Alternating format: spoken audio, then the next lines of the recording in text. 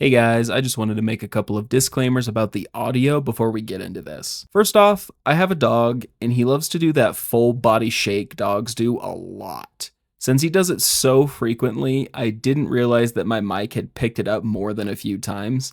I thought I was hearing it in real time rather than the recording, so you might hear some jingling throughout the course of the video. The other thing is that this video took a very long time to make. I started it back in February of 2024. When I started, I lived in a basement apartment where literally all of the floors were made of concrete. But last summer, I actually got my own house with my own carpeted office. So the audio for the first half or so is a bit echoey compared to the latter half. I mean, go figure, my video about the DCEU has a troubled production, right? Anyways, thank you for your understanding and enjoy the video. It's strange that we live in a post-DCEU world. I mentioned this already in my Aquaman and the Lost Kingdom review, but it's still surreal to me. I had just graduated high school when Man of Steel came out, and now I'm nearly 30. But unlike the MCU, the DCEU has a much more tainted reputation. For me, the reputation of the DCEU will always be inconsistency and wasted potential. That's not to say I hated all the projects, or even most of the projects, but as a universe, it just failed to land with general audiences. Today, I want to go over the history of the DCEU. I'm far from the only one who's done a retrospective on the cinematic universe, but I still feel like sharing my own thoughts on it. I recommend you check out some other videos on this topic, like the one Our Movie News made recently. In this video, I'll be going over all 17 DCEU projects, 16 films, one TV show, the general response to all of these projects, and where I think things went well and not so well. While I'm not going to give you my personal opinion on the DCEU, I'll generally be talking about the consensus from the masses. If I do give my own thoughts, I'll do my best to specify it as such. Now, with that out of the way, let's start where it all started. Man of Steel. Now, Man of Steel came out in 2013, was directed by Zack Snyder, and was the very first film of the DCEU. I've heard conflicting reports over whether or not this was intended to just be a Superman movie to start off a Superman series, or the beginning of a larger DC cinematic universe. Because when you watch it, there's no real mention of any DC characters outside the Superman mythos, sans one Easter egg referencing Wayne Enterprises. This isn't a bad thing in my opinion. Films really should only focus on the story they're attempting to tell, not be overstuffed with Easter eggs. I only bring this up to illustrate the film's lack of clarity on what its intentions were as far as the future of the franchise. But what did people think of it? Was it a smash hit? Did people love it? Was it a flop? Did people hate it? Well, it was kind of divisive if we're being honest. With a 56% critic score and a 75% audience score on Rotten Tomatoes, and no real consensus on whether it was good or bad, the DCEU wasn't off to the strongest start. On one hand, this film had a few controversies. Some people weren't a fan of how serious the film was, or the titular character. Fans weren't all happy with the way Jonathan Kent was portrayed, the biggest example being his response to Clark Kent and whether or not he should have saved a bus full of kids. His answer was, maybe. The way he died also was not very popular. Superman killing Zod by snapping his neck also sparked heated debate within the fandom, and the amount of casualties in the third act rubbed some people the wrong way. And aside from some story decisions, people also felt that the film was poorly paced and kind of boring in some spots. On the other hand, some fans felt the film had a lot of positive qualities. People really loved Henry Cavill as Superman/Clark Kent. The idea of focusing on the alien element of Superman's story was quite fresh in the context of live-action films go. The film had a distinct style from the MCU, which was good. The score by Hans Zimmer was very well regarded and is still well regarded, and the action was pretty well done. People often describe it as Dragon Ball Z in live action, which, in my opinion, that's pretty high praise. But while there were a variety of opinions on Man of Steel, it wasn't a film like, let's say, Tom Cruise's The Mummy that killed the franchise in its first film. Man of Steel made $668 million on a budget of roughly $250 million, so it made a decent profit. Also, I think people tend to forget that not every Phase 1 MCU film was universally loved upon release. So there was still hope for a possible DC cinematic universe after Man of Steel. Which brings us to the second DCEU film, Batman v Superman: Dawn of Justice. I want to take you back to July of 2013. Comic book movies were taken to new heights in the last few years with films like the Dark Knight trilogy and the MCU. DC had just started a franchise with a Superman reboot, and the director of that reboot has appeared on stage at Comic-Con. He announces something fans have wanted for decades. Batman and Superman will share the silver screen together in the Man of Steel sequel. What? What?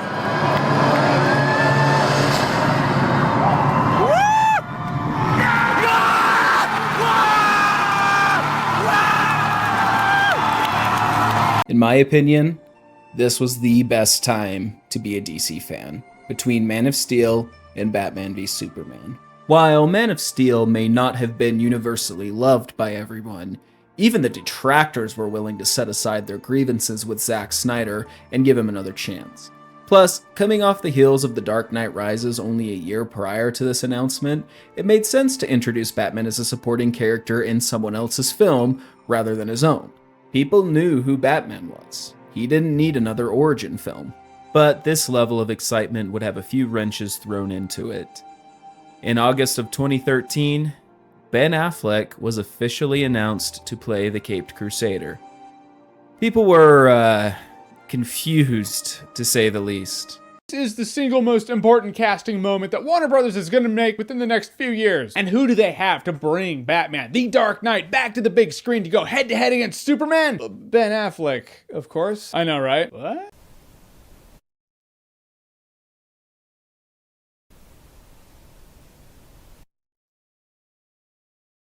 Are you kidding me right now? Quickly, your instant the first reaction you felt when I told you that Ben Affleck was Batman. I looked at my calendar and I was like, "Is it April Fool's? Am I?" I seriously, I thought it was a joke. Like the very first thing was like some weird rumor's gone through and it's a joke because he's the furthest person in my head to be cast as Batman. I have to say that I don't love this idea. I wanted Jim Caviezel so bad to be Batman, you guys. And I'm a little surprised because I don't see him as a Bruce Wayne or a Batman. Jeremy Jahns and AMC both went on to say that they were willing to give Ben Affleck a chance, so I'm not trying to mischaracterize anybody here. And it might be strange to look back at some of these reactions because after the movie came out, a lot of people considered him to be the best part of it, and people often put him as their favorite Batman. But this casting announcement didn't do much to kill the hype for the movie. If anything, people were just a little bit skeptical, but that skepticism went right out the window as soon as those costume reveals started coming out, and people were just like, Hold up. Let him. Not to mention that when trailers started to drop, Ben really silenced any and all concerns that he could pull off this character. Tell me, do you bleed? You will. He has the power to wipe out the entire human race, and if we believe there's even a 1% chance that he is our enemy, we have to take it as an absolute certainty. But we had more announcements about the film that had people a bit more concerned. In late 2013, Gal Gadot was announced to play Wonder Woman in Batman v Superman. The casting wasn't so much a problem as it was having the character be in the movie at all. I mean, Gal's only notable role before this was in The Fast and the Furious, so it wasn't like a controversial choice or anything. And while it made sense to introduce Batman in this way because he had just had his own trilogy, the last of which came out a year before Man of Steel, Wonder Woman, while a household name, hadn't had a film about her yet. trying to set her up as well as continuing Superman's story, introducing Batman, risked overstuffing it. This wasn't helped by the fact that the official title of the film, Batman v Superman: Dawn of Justice, outright told us this would be a Justice League prequel movie. That and the confirmation that The Flash, Aquaman, and Cyborg were confirmed to appear. This was no longer a Man of Steel sequel, and people were worried DC was trying to run before learning how to walk. All throughout 2014, we got the official castings for these characters as well. Ezra Miller, Ray Fisher, and Jason Momoa as The Flash, Cyborg, and Aquaman, respectively. Jeremy Irons was also cast as Alfred in early 2014, which people were pretty okay with, and it turned out to be a good casting as well. But arguably the most controversial decision for this film was the casting of Jesse Eisenberg as Lex Luthor. Now, when Ben Affleck was cast as Batman, people were skeptical due to him having played a superhero before, Daredevil, and it didn't really work out so well. But ultimately, they were willing to give him a chance due to Affleck being a good actor and at least looking the part of Bruce Wayne. However, Jesse Eisenberg, while talented in his own right, did not fit Lex Luthor in any way. He's small, unimposing, has a higher-pitched voice, a manic energy about him, and was just the opposite of Lex Luthor, who is intimidating, level-headed, intelligent, and charming when he needs to be. So, yeah, this was not a popular casting decision at all. Now don't get me wrong here. I like Jesse Eisenberg. I thought he was fantastic in The Social Network. I loved him in Zombieland. I've seen him in movies where I thought he did a very good job. In fact, just this past year with Now You See Me, it was like the first time he's ever not played a shy, nervous, reserved character. But Lex Luthor? The arch nemesis of Superman?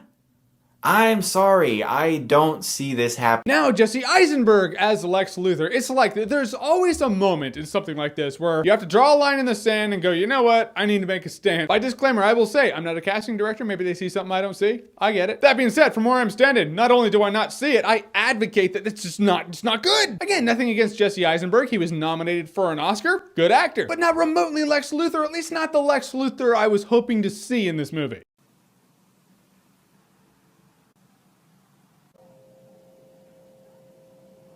And again, unlike Ben Affleck, the promotional material did not help Eisenberg's case here, especially the trailers. Boys, Bruce Wayne meets Clark Kent. I love it. I love bringing people together. How are we? Lex? Hi, hello, Lex. It is a pleasure. Ow, wow, that is a good grip. You should not pick a fight with this person. Speaking of the trailer, the one I just showed you spoiled so much of this movie. The biggest spoiler being that Doomsday was in the film, and that Wonder Woman was going to help Batman and Superman fight him. What have you done?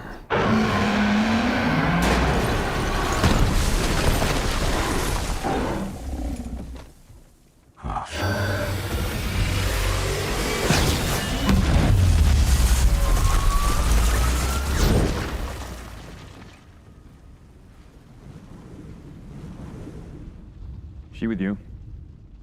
I thought she was with you.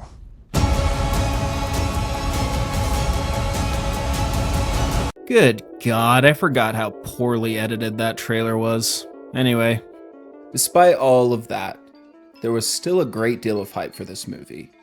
But enough of the history leading up to the movie. How did people react when it eventually came out? Well, people loathed this film. I don't think there has been a greater excitement and a bigger disappointment for a film since like Indiana Jones and the Kingdom of the Crystal Skull and the Phantom Menace before that. Seriously, you couldn't look on any corner of the internet without seeing people absolutely trashing this movie. That's not to say the movie didn't have fans, even when it first came out. I mean, it has a 63% audience score on Rotten Tomatoes, but man, this movie was getting ripped apart by just about everybody. Just to give you an idea of how bad the word of mouth was for this film, it underperformed at the box office in a pretty significant way.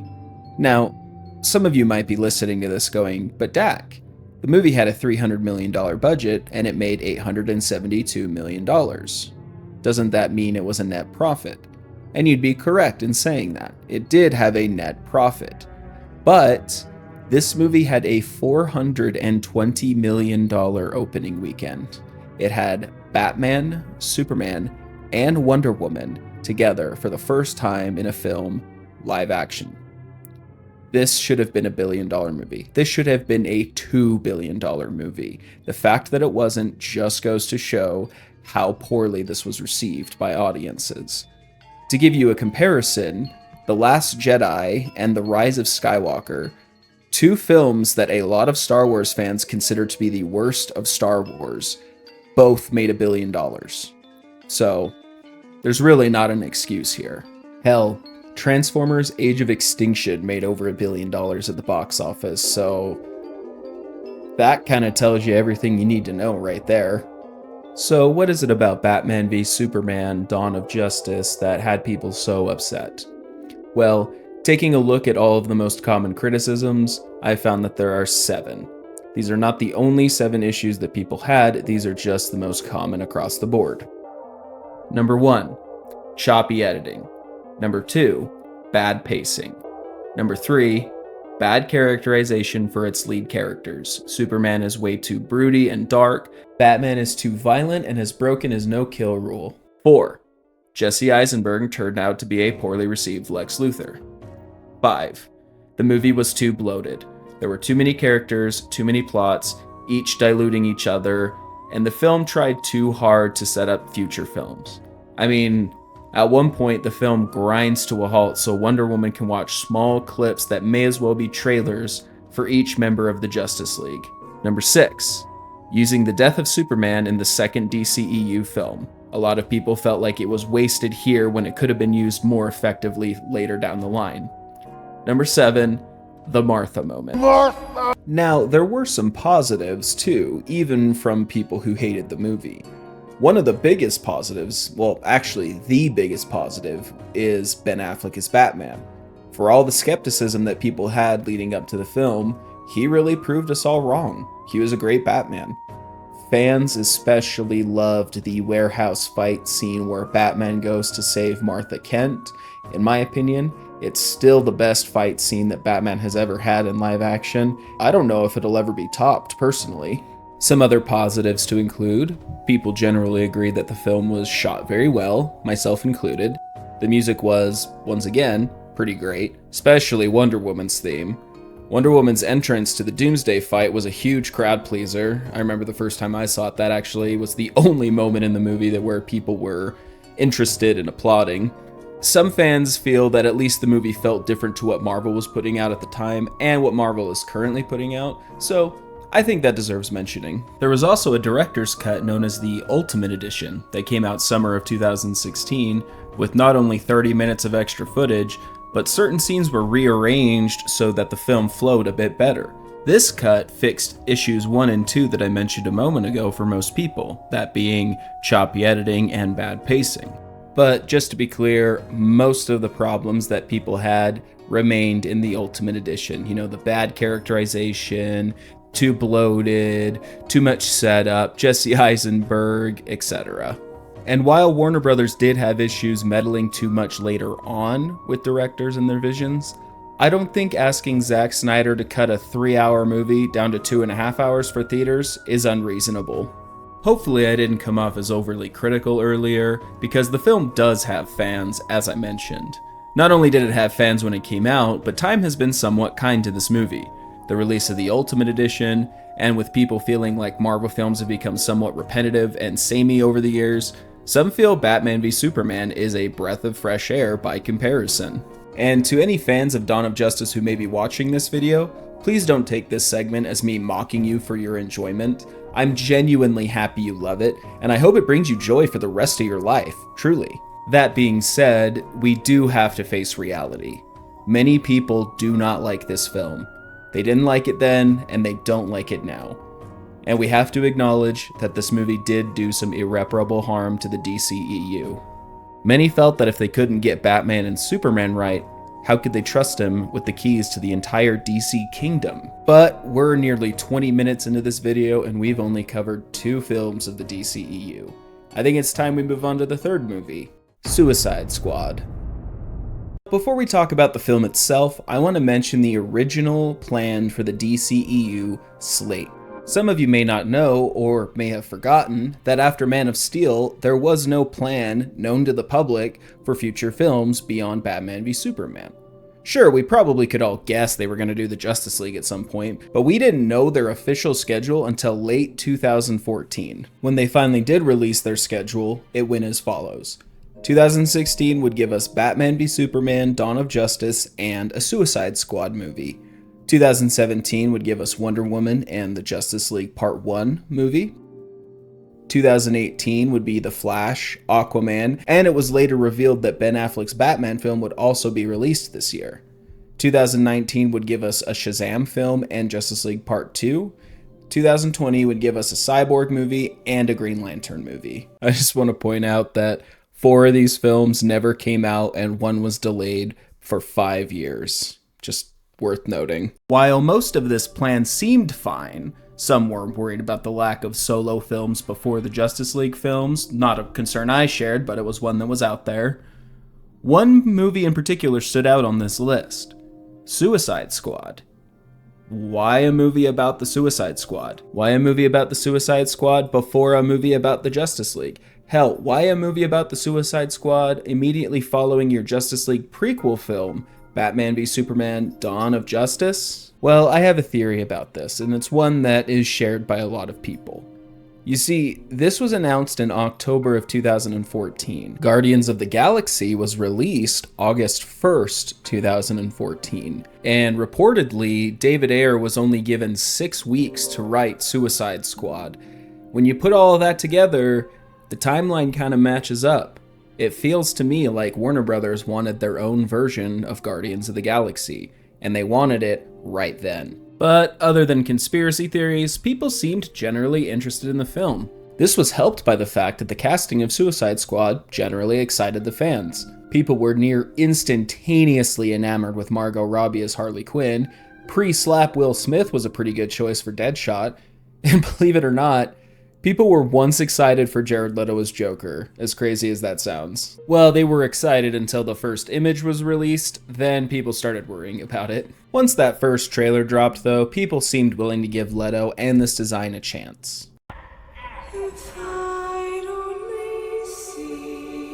Oh, I'm not gonna kill you. I'm just gonna hurt you. Really, really.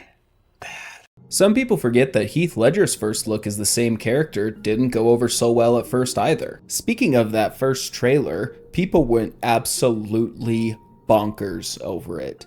There were some people who were more excited for a Suicide Squad movie than for a Batman v Superman movie.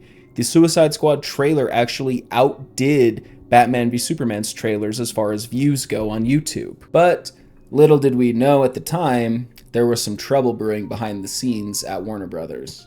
You see, after the positive reception to Deadpool and the pretty negative reception to Batman v Superman, Warner Brothers demanded a lot of rewrites and reshoots to lighten the tone of Suicide Squad. For some reason, they thought people only disliked Batman v Superman due to its darker tone. And while that was part of the problem, most of it boiled down to the story and writing, not the tone. But troubled productions happen all the time in Hollywood, and they don't necessarily indicate that a movie's going to be bad or poorly received. So, all that aside, how was Suicide Squad? Well, fans hated it more than the last movie. Man of Steel and Batman v Superman weren't well received by audiences, but they at least had a vision. It was a vision that people didn't like, but it was a vision nonetheless. This movie felt like a studio jumping on a trend. The trend being irreverent comic book movies like Deadpool and Guardians of the Galaxy. To this day, you will find people going to bat for Man of Steel and Batman v Superman. You really don't see that with this movie. People found it to be painfully generic, with awfully written characters, bad dialogue. What the hell's wrong with you people? for bad guys. It's what we do. Ridiculous amount of licensed music, and Jared Leto as the Joker.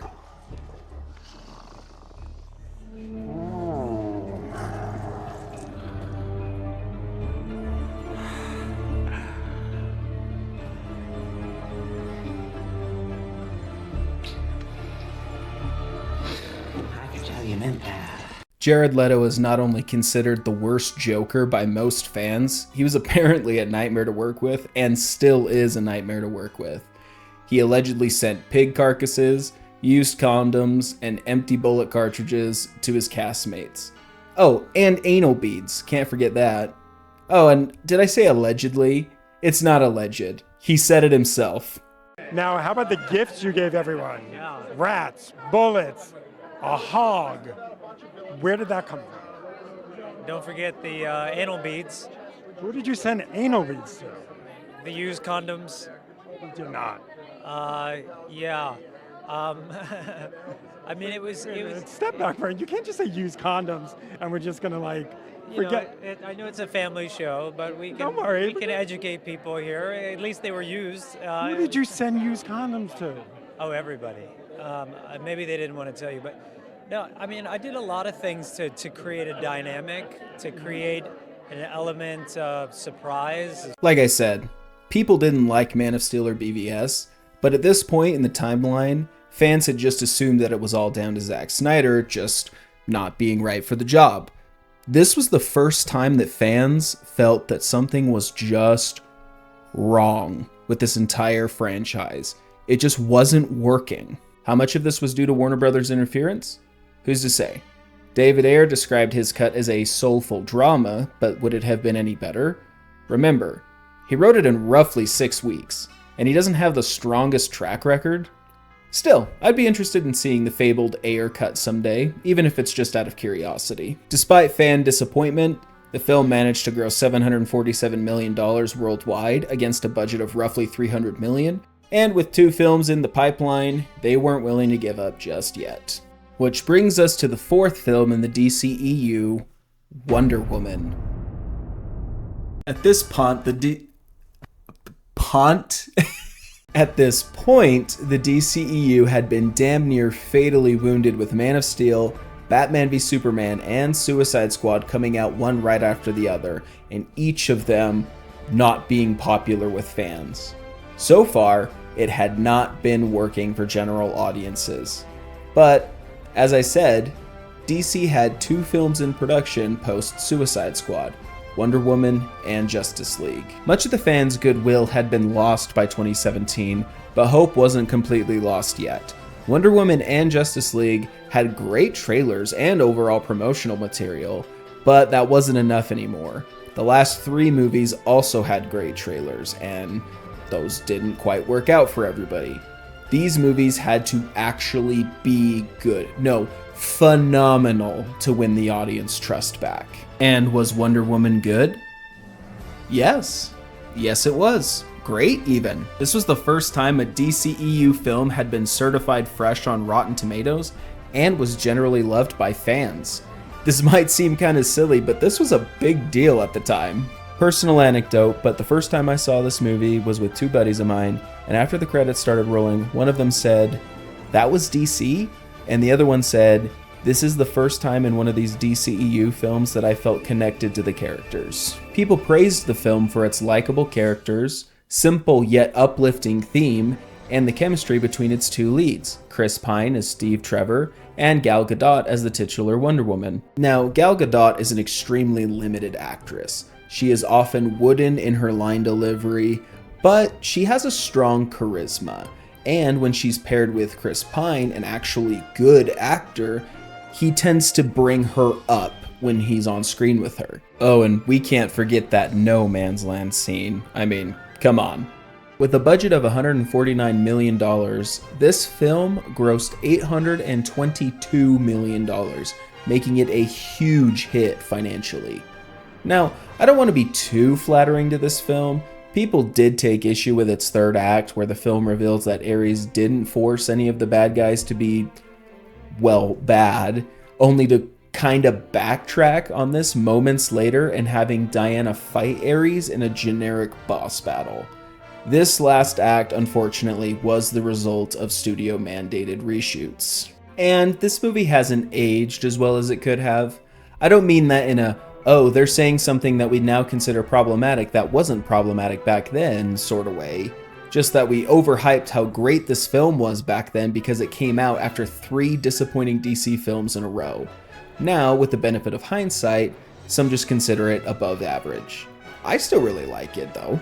This film gave the DCEU a desperately needed adrenaline shot after the last 3 films disappointed fans, and it set the stage for Justice League, the next DCEU film, to come in and blow our minds and win our love back. But unfortunately, that didn't really happen, now did it? Let's move on to the next DCEU film, Justice League. If Batman v Superman was the fatal wound and Wonder Woman was the adrenaline shot, the theatrical cut of Justice League would be the patient deciding they were invincible after all of these events, doing a mountain of cocaine, stealing an electric scooter, riding it down the freeway butt naked, their heart explodes from all the drugs they consumed, causing them to crash, which causes a huge tanker truck to crash, blowing up, leaving dozens dead. Whoa, just take it easy, man. I know that was a pretty extreme metaphor, but honestly, this was a pretty extreme situation. This movie might very well have one of the most troubled productions in the history of film. I think Apocalypse Now may be the only one who has it beat. In April of 2016, Justice League went into production with Zack Snyder once again at the helm, and production wrapped October 2016.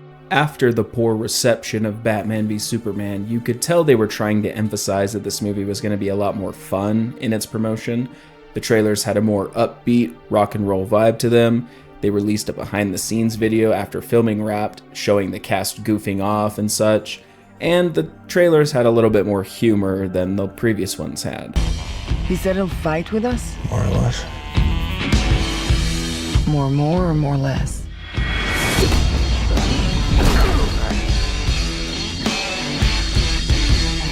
Probably more or less. He said no. He said no. But fans were far more skeptical of this act though, as Warner Brothers and Zack Snyder had let them down multiple times at this point. Even the cast started to seem disinterested, as Ben Affleck not only dropped out of directing his Batman solo film in early 2017, rumors came out around the same time that he wanted to stop playing the character altogether. Then something truly tragic happened. In March of 2017, Autumn Snyder, Zack Snyder's daughter, took her own life. There's no other words for this. It was nothing short of a tragedy. No parent should ever have to experience this. If by some miracle Zack Snyder is happening to watch this, I have nothing to offer but my condolences here. Truly, I am sorry. Anyone who uses this, as people have in the past, to put down Zack or to mock him over films that you don't like, you can right off. That is absolutely disgusting behavior, and it's inexcusable. Due to this passing, and because Warner Brothers was making Zack Snyder change the film, he decided to step away as director in May of 2017, before the film was finished with its post-production. The studio decided to bring Joss Whedon, the director of the first 2 Avengers films, in to, quote, finish up the movie. At first, fans seemed to think this was the right move. Joss had worked on 2 great comic book movies, and calling him in to touch up a Justice League movie may have actually benefited the project in the long run. But they did far more than, quote, touch up the film. They damn near reshot the film from the ground up. Not only that, but they didn't push back its November 2017 release date, giving them only 6 months for these extensive reshoots and all the VFX associated with it. They also called in Danny Elfman to redo the score for the film, and also didn't give him much time to do that, which is why that soundtrack is so generic and forgettable. And why didn't they push back the November release date? Well, it's so that the executives could get their bonuses, of course. Not only that, Henry Cavill had grown out a mustache for his role in Mission Impossible Fallout, a mustache that was mandated by Paramount, meaning he wasn't allowed to shave it for these extensive reshoots, which were happening simultaneously with the production of Mission Impossible. What was Warner Brothers' solution to this problem? They decided they were going to remove it in post-production with CGI. And Ben Affleck, who already seemed to have one foot out of the door at this point, was going through a divorce and had fallen heavily back into his alcoholism, something that he had struggled with for years.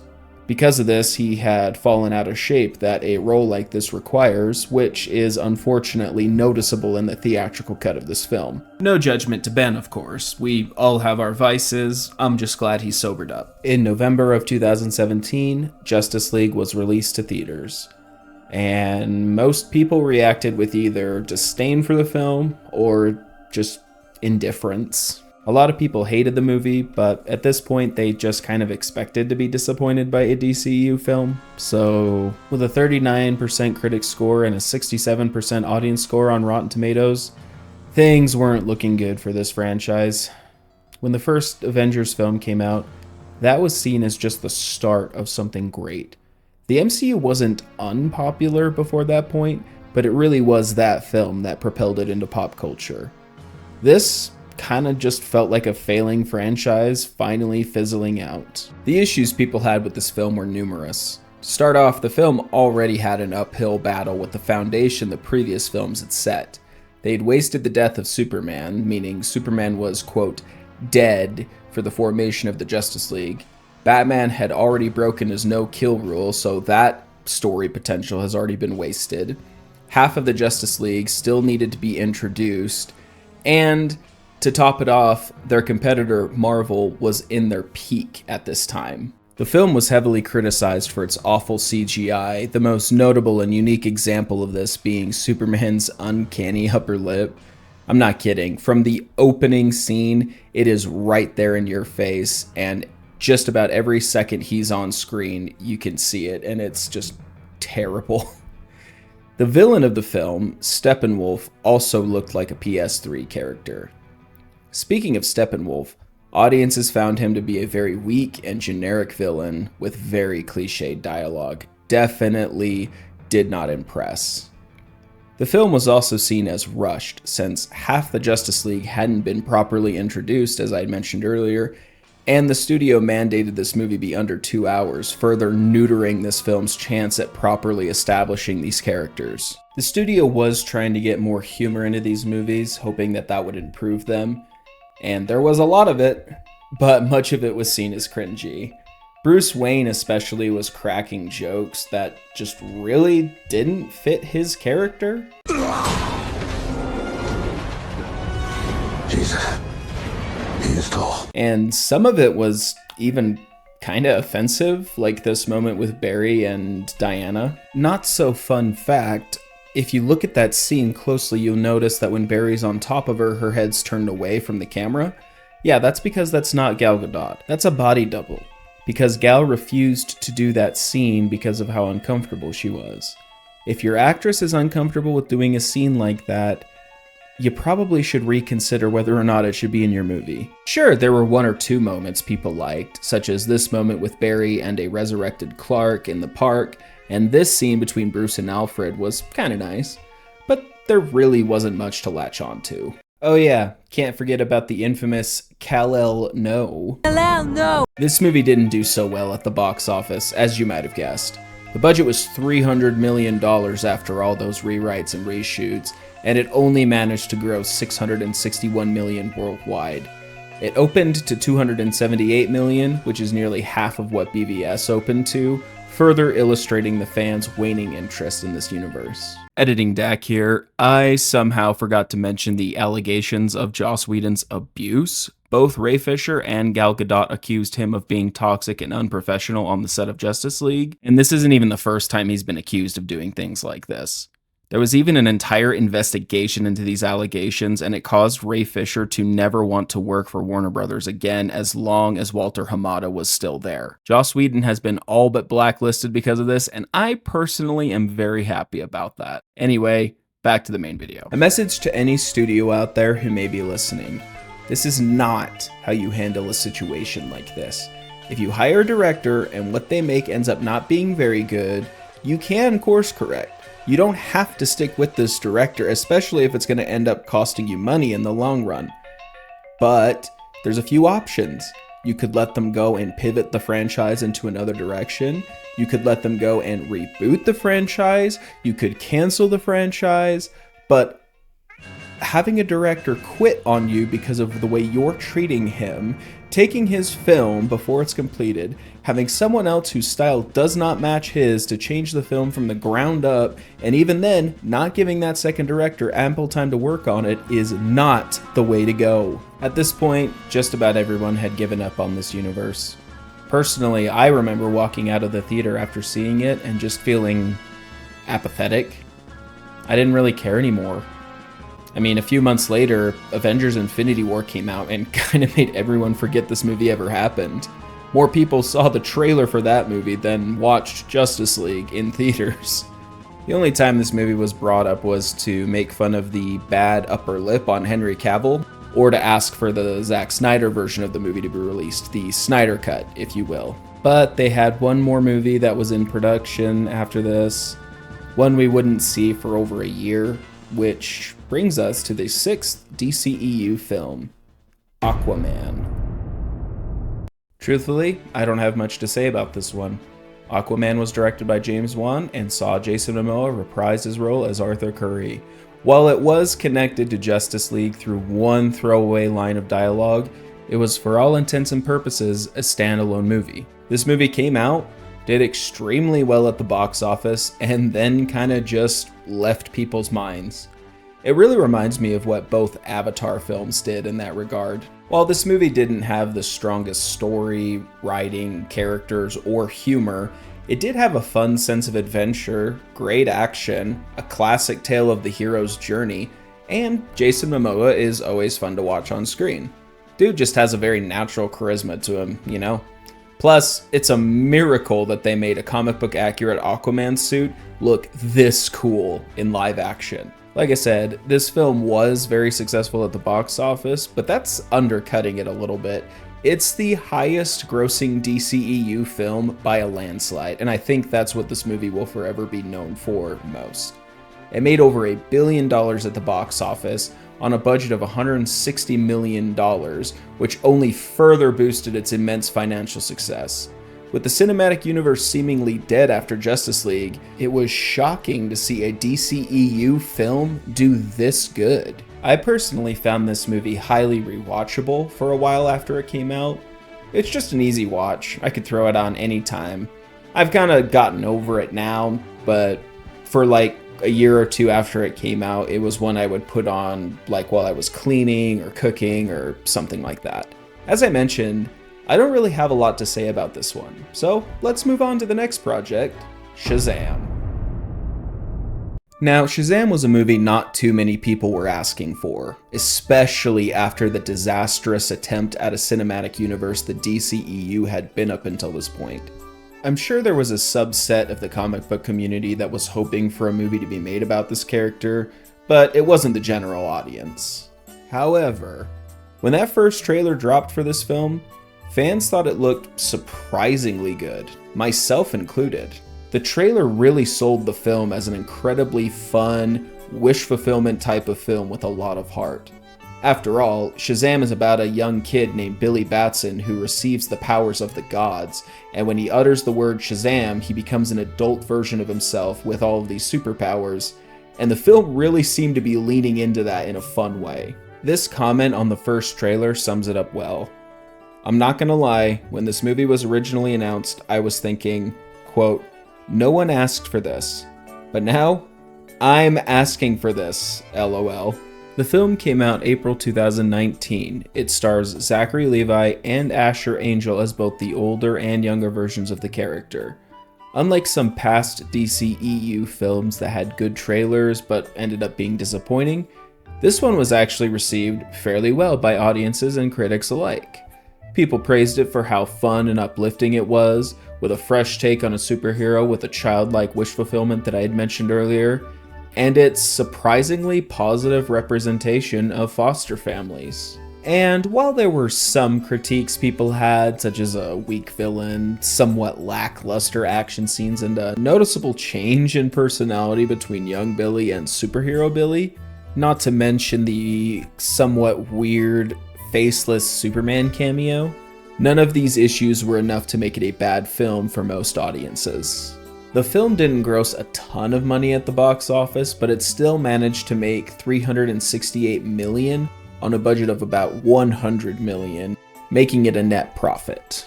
Personally, I still really love this movie. I watch it every year around Christmas time because, let's be real, it is a Christmas movie, and I enjoy it every time. The DCEU seemed to have finally found some footing here. They weren't really successful at building a cinematic universe to rival the MCU, but maybe they had found their niche by just making self-contained stories about lesser known / less popular characters. Would this streak continue? Let's find out by moving on to the 8th DCEU project, Birds of Prey and the Fantabulous Emancipation of One Harley Quinn. Still a stupid title. Birds of Prey, I'm not saying the rest of that title again, was a sort of sequel to Suicide Squad that followed up with Harley Quinn's story after the 2016 film. People did respond rather well to Margot Robbie as Harley Quinn, so it made a lot of sense to focus a film around her, and like I just said in the Shazam section, DC seemed to have found a niche of making mostly self-contained stories about lesser-known characters, so would this be successful in this case as well? We'll talk about that in a second. The film featured the Birds of Prey, a team of The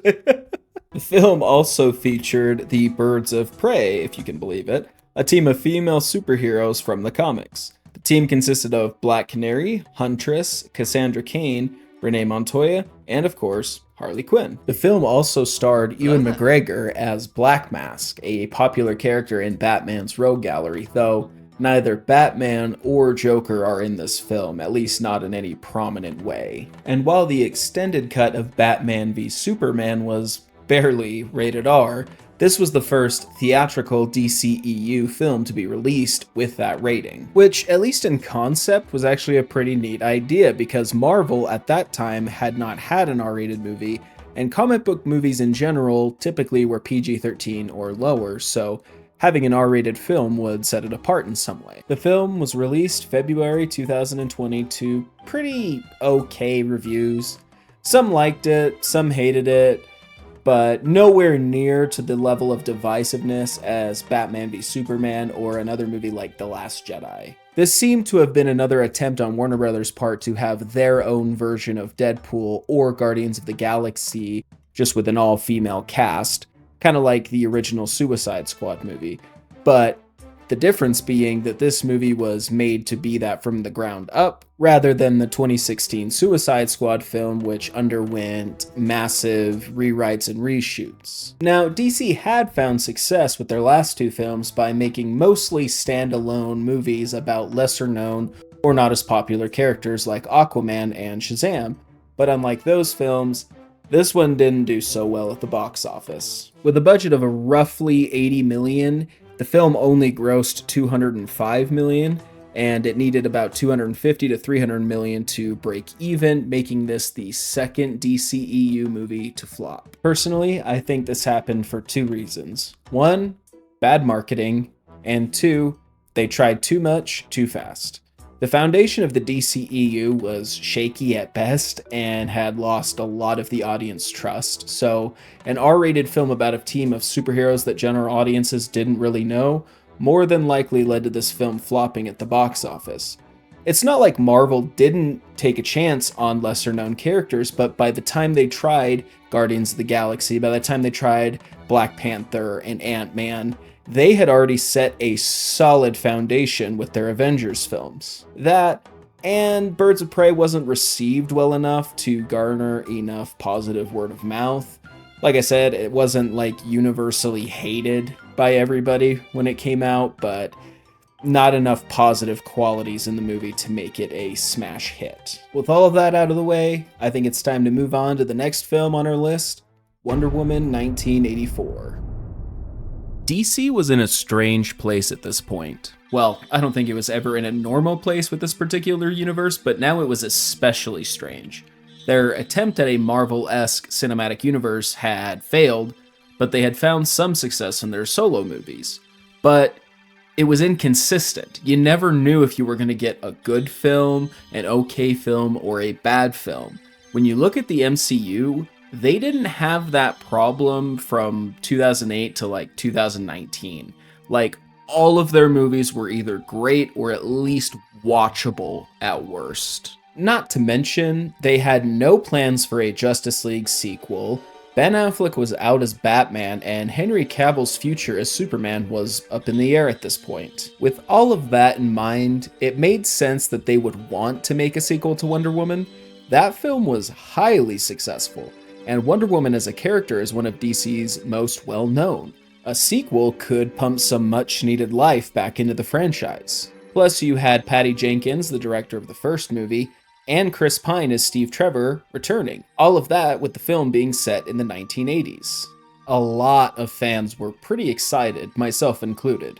But then the movie came out, and most fans seemed to dislike this one. Again, that includes myself. The cool concepts the film had were castrated by an awful script. Not only did the film have atrocious writing, it had some pretty gross implications. Steve Trevor died in the first film, right? But he was brought back in this film, which takes place in the 1980s. So how do they bring him back? Well, they have his consciousness take over another man's body, and not only do Diana and Steve not care about this man who's, for all intents and purposes, dead, they use that man's body to sleep together.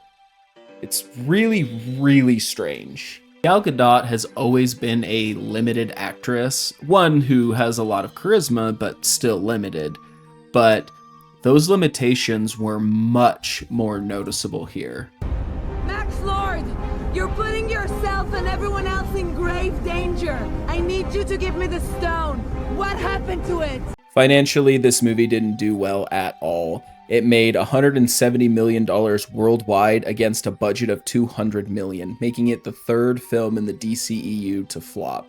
Though, to be fair, this movie was released day and date on HBO Max. Day and date means it was released in theaters and on a streaming service at the same time. Not to mention the COVID pandemic was still ongoing. So maybe it's not fair to criticize its box office under those circumstances, but it's still worth noting. Many people put this movie at the bottom of their ranking for the DCEU, and that is a decision I would agree with. This movie was just an overall disappointment, but 2020 was about to come to a close, 2021 was right around the corner, and that year was going to give us two great DC films. With that in mind, let's move on to the next film, Zack Snyder's Justice League. After the theatrical release of Justice League back in 2017, or Justice League as it was colloquially referred to, many fans began asking for the original cut of this film to be released. Hashtag release the Snyder cut became a frequent hashtag.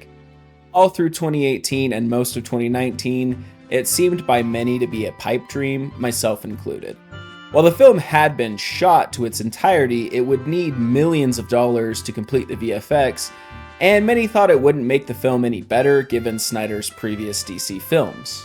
All the while, this movement was being fueled by Snyder himself, who would occasionally drop frames of the original film on Vero, a social media platform. Hashtag release the Snyder cut gained a lot of traction in late 2019 when members of the cast, including Ben Affleck, also voiced their support for the movement. This is especially odd since by this point Ben had not only dropped out of his Batman movie, which would eventually end up becoming Matt Reeves' The Batman starring Robert Pattinson, he had announced that he was done playing the character altogether. But in May of 2020, during a watch party of Man of Steel hosted by Zack Snyder himself, the Snyder Cut was officially announced. I reckon you should show it.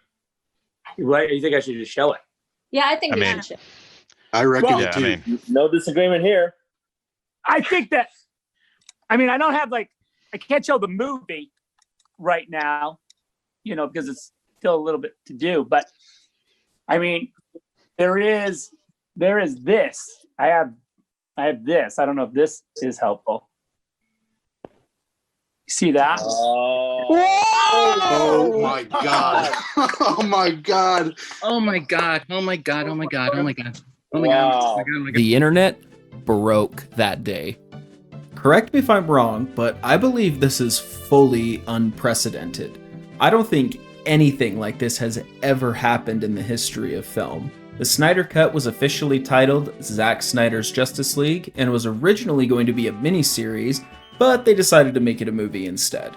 I imagine this was the original plan due to how long the movie is. It does have a 4-hour runtime after all, but since it was going to be exclusively on streaming, it didn't really matter that much. 10 months and $70 million later, Zack Snyder's Justice League was released on HBO Max.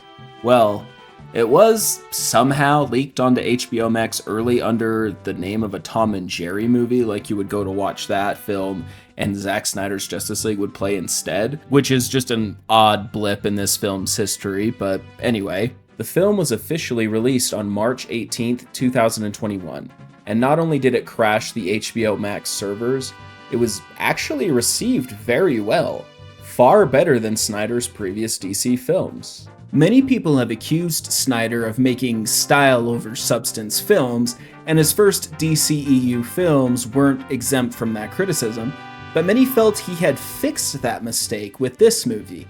Fans felt that Snyder had learned from his past mistakes and given us a coherent story with excellent character work on top of his next level visuals.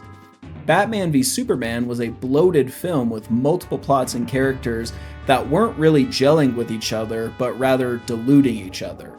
Here, this movie has one central plot, stopping Steppenwolf, and all of the characters and subplots are built around that. This movie may be 4 hours long, but it actually feels shorter than Man of Steel and Batman v Superman to me because of this fact. Still, no film is perfect, and not everyone loved every aspect of this cut. Some people found it too long, it does have a 4-hour runtime after all. Some found the slow-mo excessive, and while Wonder Woman's theme was really cool, it was definitely overused. Just about every time she was on screen it played.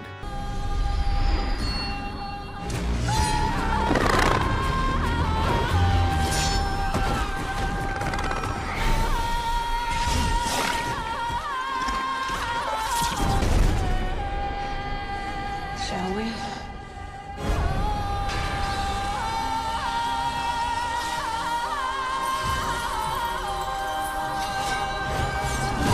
Overall though, a fantastic film.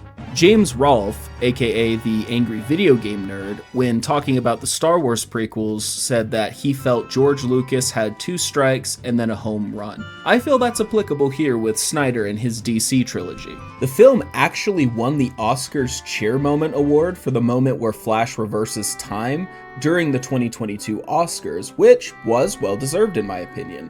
That scene was incredible. After this film was released, a new movement began among Zack Snyder's fans under the hashtag #RestoreTheSnyderverse, the goal of which is to put Zack Snyder in charge of DC so he can finish this Justice League story. I think this was a decent idea back in 2021 when DC was more scattered, divided, and leaderless.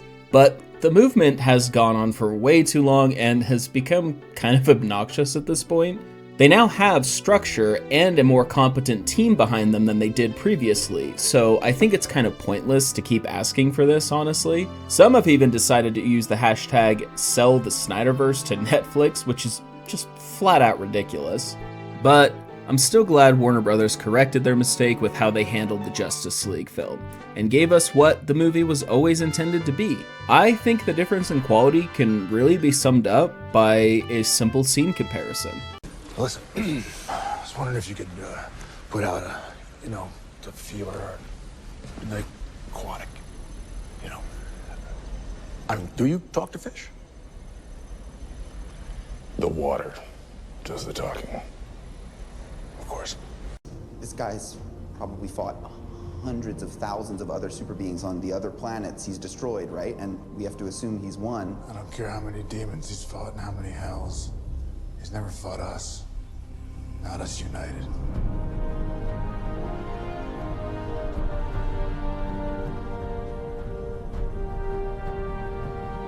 That all being said, let's move on to what I consider to be the best DCEU film, The Suicide Squad.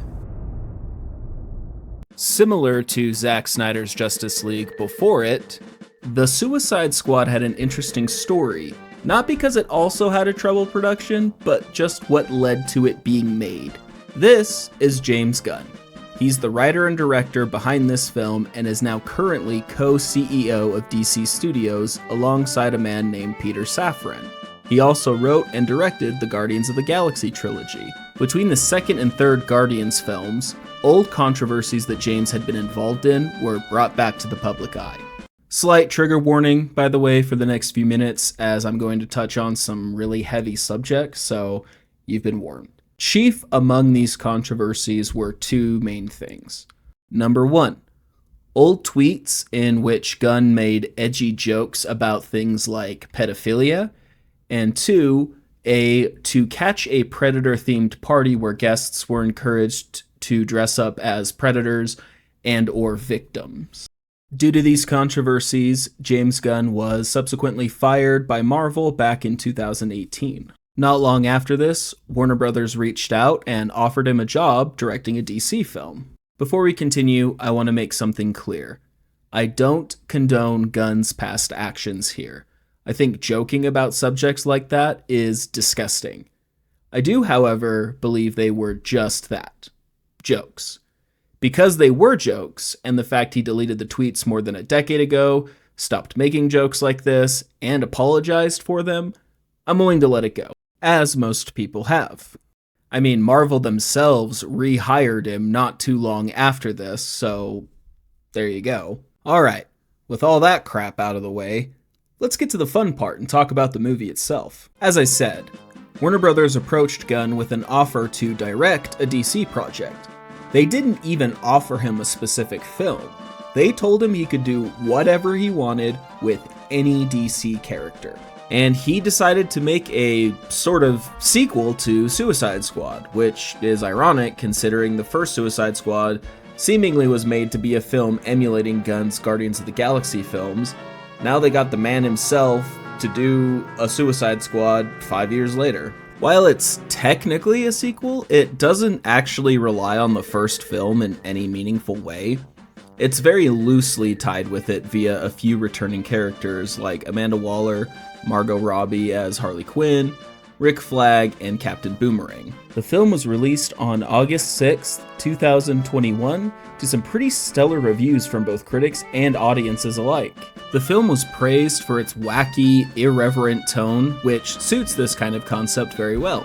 Not only that, but unlike the previous Suicide Squad film, this one delivers on the premise of expendable villains being exploited by the government much better. Just to give you an idea of what I mean, the 2016 Suicide Squad film had these group of villains forced to take down a generic world-ending threat where they have to stop the infamous blue beam in the sky trope that was so prevalent at the time.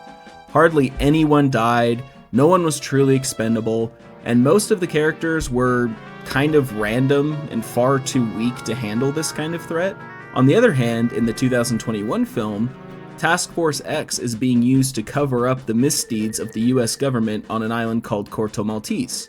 The entire opening sequence introduces us to the team, only to brutally kill almost all of them off in the first 10 minutes just so another team could sneak in. Honestly, the first 10 or so minutes of this movie could have been a short film uploaded to YouTube and it still would have been great. Like, if it had ended here, I would have been satisfied. But we got a whole ass movie after this. Not only was the film praised for its willingness to be violent and weird, it also showed off James Gunn's talent for making obscure characters interesting. Characters like Bloodsport, Ratcatcher 2, Peacemaker, who would then go on to get his own show, but we'll get to that here soon, Polka Dot Man, and King Shark, who I am happy is coming back in Creature Commandos. I love this goofy little shark. They're all great here. Even Rick Flag, who was pretty uninteresting in the first film, is far more fleshed out and likable here. This movie unironically also uses Starro the Conqueror as its third act final fight, and it works. This is a giant, bright pink and blue starfish kaiju, and they made him somehow terrifying and even a little sympathetic. As great as this movie is, it didn't do too good at the box office. In fact, it actually did pretty terrible. With a budget of $185 million, it only managed to gross $169 million worldwide. Now, why is that? As I said a moment ago, it was pretty well liked by audiences and critics, so what went wrong? Well, similar to Wonder Woman 1984, this was released day and date on streaming. The day this movie dropped, you could watch it at home for free on HBO Max. On top of that, the COVID pandemic was still ongoing at this point, so people were far less incentivized to go to a theater to watch this. The film actually did quite well on streaming, so I think if it had a conventional theater run, it would have grossed a lot more. How much it would have made in a normal theater run is impossible to claim with any real precision, but we can do some math to make an educated guess. According to Samba TV, The Suicide Squad had 4.7 million views in its first 3 weeks on HBO Max. Assuming all of those views were only one person each, assuming each ticket cost $12, which is also assuming that none of these people saw it in IMAX, that would have added up to 56 million more in just the first month of its release. Now, if we tweak just one portion of that equation by assuming that the 4.7 million views were 2 people each, that would have been 112 million more added to the box office gross in just the first month alone. Now imagine that some of those 4.7 million views were 3 to 5 people, and you start to get an idea of how much more this movie would have made. But to be fair, maybe some of those people only chose to watch it because it was free on streaming. Like I said, it's hard to know for sure. Box office talk aside, I wanted to present a hypothetical that showcases how much unused potential the DCEU had. Imagine that the first Suicide Squad film doesn't exist. It never got made. Now imagine Man of Steel, Batman v Superman, and Wonder Woman were all better films and universally loved by fans. Imagine Justice League never got tampered with. Imagine that they released a 3-hour cut to theaters and the 4-hour cut on Blu-ray. I mean, nobody at Warner Brothers is releasing a 4-hour superhero movie to theaters. Let's be honest. Now, imagine this was the first live-action Suicide Squad film released the same year as Justice League, similar to how it was in reality. I'm convinced DC would have been at least on par with the MCU during its peak in this scenario. Like, Zack Snyder's Justice League and The Suicide Squad were so vastly different creatively, yet they were both amazing films. That is what DC could have been, and frankly, still can be. With all of that out of the way, let's move on to the first and only DCEU TV series, Peacemaker. Truthfully, there's not a whole lot to say about this one. Peacemaker was a spin-off series that followed the titular character after the events of the Suicide Squad. The spin-off was actually announced September of 2020, almost a full year before the film came out, which seemed to spark a lot of interest in the character going into the movie. When asked about this, James Gunn said he made the show for 2 reasons. He loved working with John Cena, and he felt like Peacemaker was the only member of Task Force X who didn't get a lot of development. He felt there was more to do with the character. The show dropped on HBO Max January 13th, 2022, and was met with some pretty high praise, and had solid streaming numbers to boot. The show was praised for pretty much all of the same reasons The Suicide Squad was praised, though James Gunn had never made a TV show before this, and many noticed that there were definitely some growing pains on display. The show isn't always paced very well, and its humor was pretty hit or miss. One thing people took notice of was just how much range John Cena had as an actor. He showed us that he is capable of bringing real depth to this character. I mean, I don't think Peacemaker would have been in Mortal Kombat if John Cena and James Gunn hadn't done as good of a job introducing us to Christopher Smith. He's even voiced by John Cena in that game, which goes to show how much he loves playing him and how he's a big part of why people latched onto the character. My personal thoughts on the show is that while it doesn't have the best humor always, it does do a great job with the story, the characters, not just Peacemaker himself, but also people like Vigilante, who's a scene stealer. Wait, no. What are you doing? If I keep changing my facial expressions, he won't be able to recognize me in a lineup. And surprisingly, the show has some really sick action scenes, but the most well-known part of the show easily is the intro. If any of you watching this video have not yet seen Peacemaker and don't ever plan to, just go watch the intro on YouTube. You will love it. It is one of those rare instances where I never skip the intro for a TV show. With all of that down, let's move on to Black Adam. Black Adam is fascinating to me. Not because of the film itself, but rather the intention behind it and the events surrounding it. But before we get into that, who is Black Adam? Well, without bogging this section of the video down too much, all you really need to know is that he's Shazam's arch rival from the comics. Something worthy of note here is this film predates the rest of the DCEU in a strange way, at least in its casting decisions. You see, Dwayne "The Rock" Johnson was cast as the titular character of Teth Adam in 2007. Not only did this news come out long before the DCEU was ever a thing, it also predates the Marvel Cinematic Universe and even The Dark Knight. Spider-Man 3 came out the same year as this announcement, as just one final crazy tidbit. Now, originally this was going to be a standalone Shazam film with The Rock playing Black Adam, who would have been the main antagonist of the film.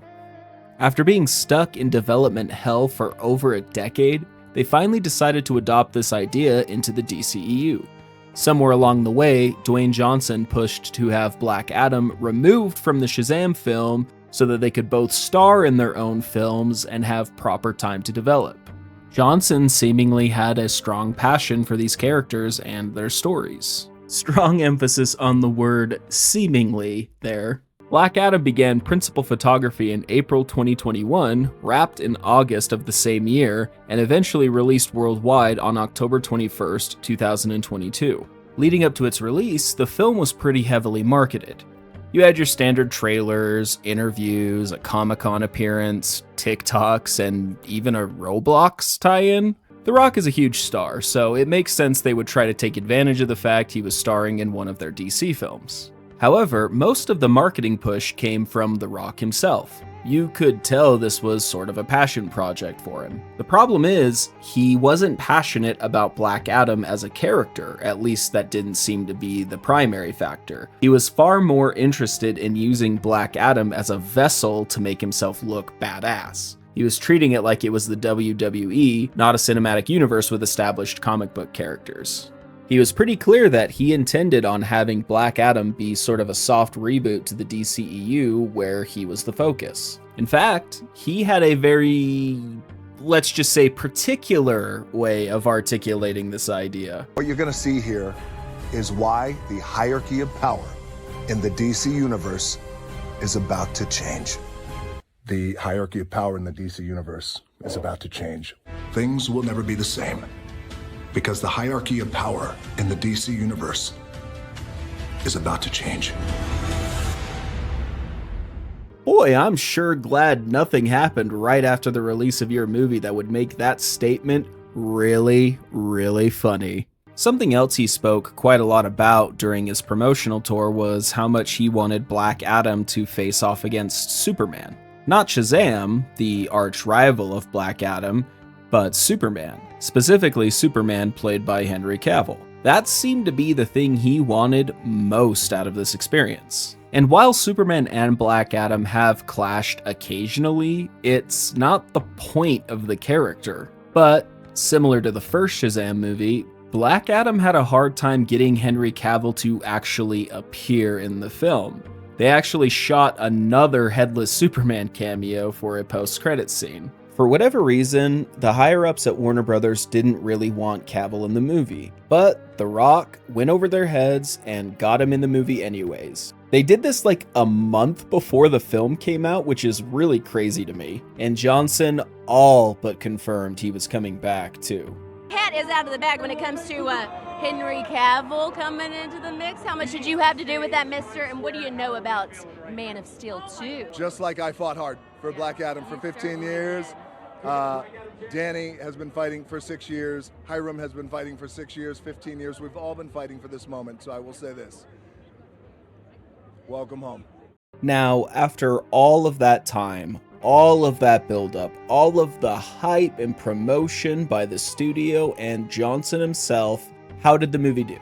Well, people were pretty mixed on it. The movie was heavily criticized for just how unoriginal and cliche it was. And unfortunately, Black Adam didn't utilize these cliches in a fresh or unique way. The writing, story, and characters were all considered to be very weak. The film did have some high points that were praised though. Like, the action was decently entertaining, the cinematography was actually really good, Pierce Brosnan as Dr. Fate was inspired casting, shame it was wasted on something as generic as this, but anyways, and the soundtrack actually goes kinda hard.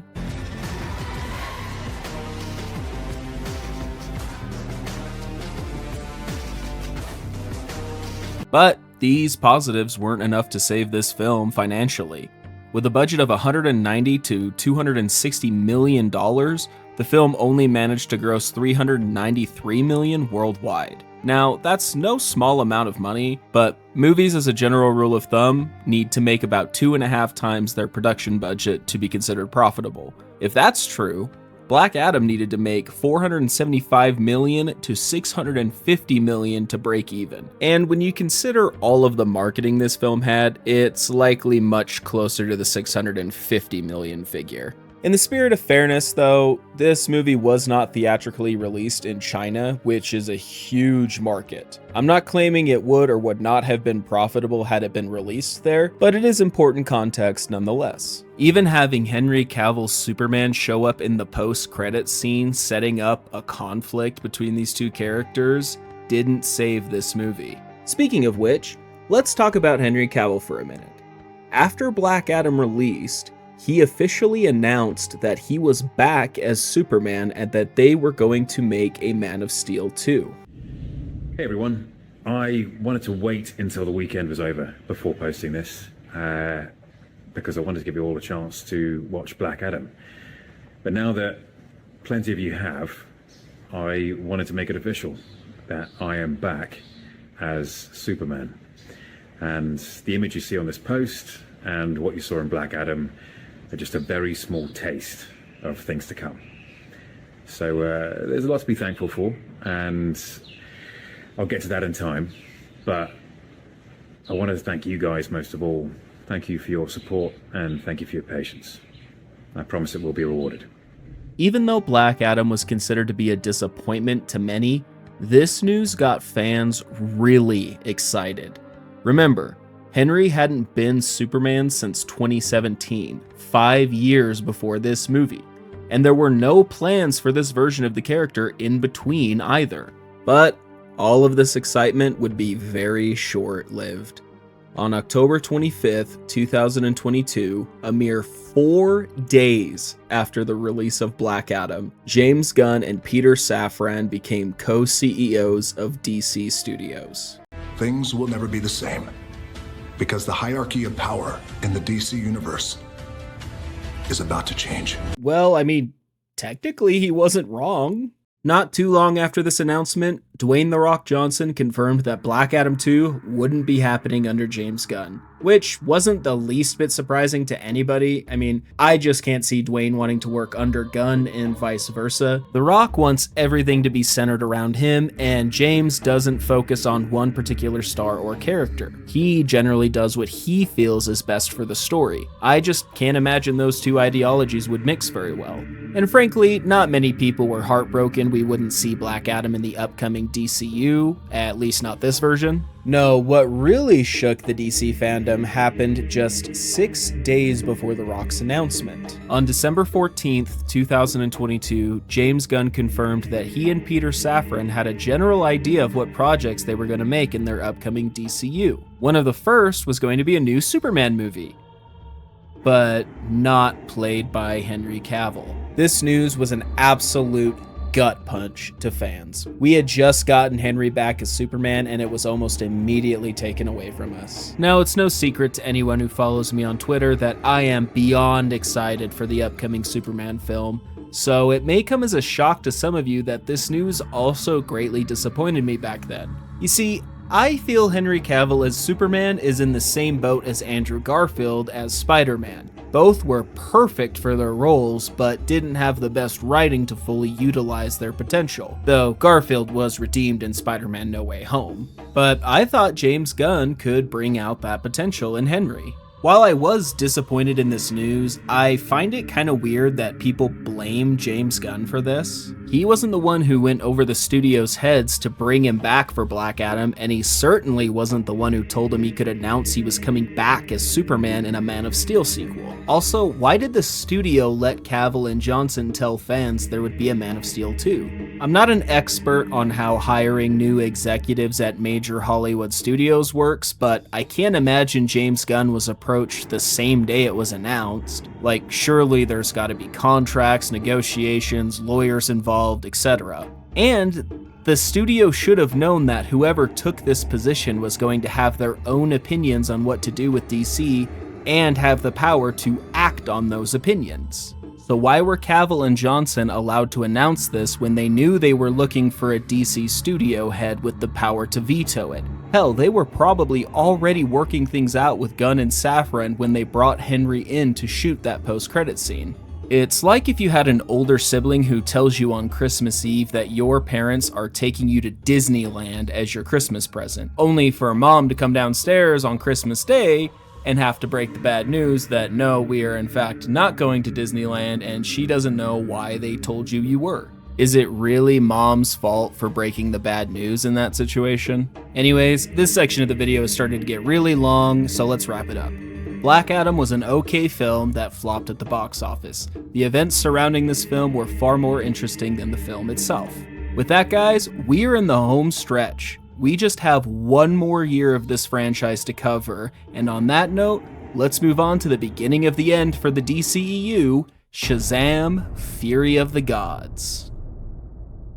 Am I the only one who always forgets Rachel Zegler is in this movie? Weird. Oh, hey, Gal Gadot's in this movie too. That's kind of funny. Anyways, Shazam! Fury of the Gods is a sequel to the 2019 film that follows Billy Batson and his siblings after they received the powers of the gods. The film was released March of 2023 to far more mixed reviews than the first, unfortunately. Some loved it, others hated it, but overall the consensus was that it was generally inferior to the previous film. Not only were the reviews worse, but so was the box office return. Even with a modest budget of $125 million, the worldwide gross for Shazam 2 was only $134 million, making it the lowest grossing DCEU film so far. This movie actually made less than both Wonder Woman 1984 and The Suicide Squad, except this wasn't released day and date and the pandemic was over. I personally feel like the film isn't that bad. It's perfectly watchable and entertaining, just not special or noteworthy, unlike its predecessor. But that's just it. It's not doing anything to make itself stand out. In this day and age where superhero films are a dime a dozen, it's not enough to just be watchable and fun anymore. And if it seems like I'm rushing through this section, it's because there's not too much to talk about concerning the film itself. What I think is more interesting to discuss about this movie is the star, Zachary Levi. and Dwayne "The Rock" Johnson, since we didn't talk about him enough with the last movie. So you may have noticed that there are 2 Shazam films and 1 Black Adam film, yet they have next to nothing to do with each other, which is odd seeing as how Black Adam and Shazam are intrinsically linked in the comics. I mean, they have the exact same powers and costumes, for God's sake. Well, turns out that wasn't an oversight. You see, The Rock saw to it personally that these two never interacted on screen. I already mentioned that he insisted Black Adam get his own film instead of debuting in the first Shazam, but he also denied having Zachary Levi cameo in Black Adam in lieu of Henry Cavill, refused to appear in Shazam 2, and even prevented members of the Justice Society making an appearance in Shazam 2 to recruit Billy to their team. They instead had to use Steve Agee and Jennifer Holland, who appeared in both The Suicide Squad and Peacemaker. This was confirmed by Levi himself on Instagram. Now look, I don't hate Dwayne Johnson. I think he seems like a nice guy, and he's good at what he does. However, I'm glad he's not part of DC anymore. His ego and desire to be the center of everything was getting in the way of what's best for these characters. I get the rationale behind wanting Black Adam to have his own film before he meets Shazam. That could work theoretically, but Black Adam really should have been the main antagonist in Shazam 2.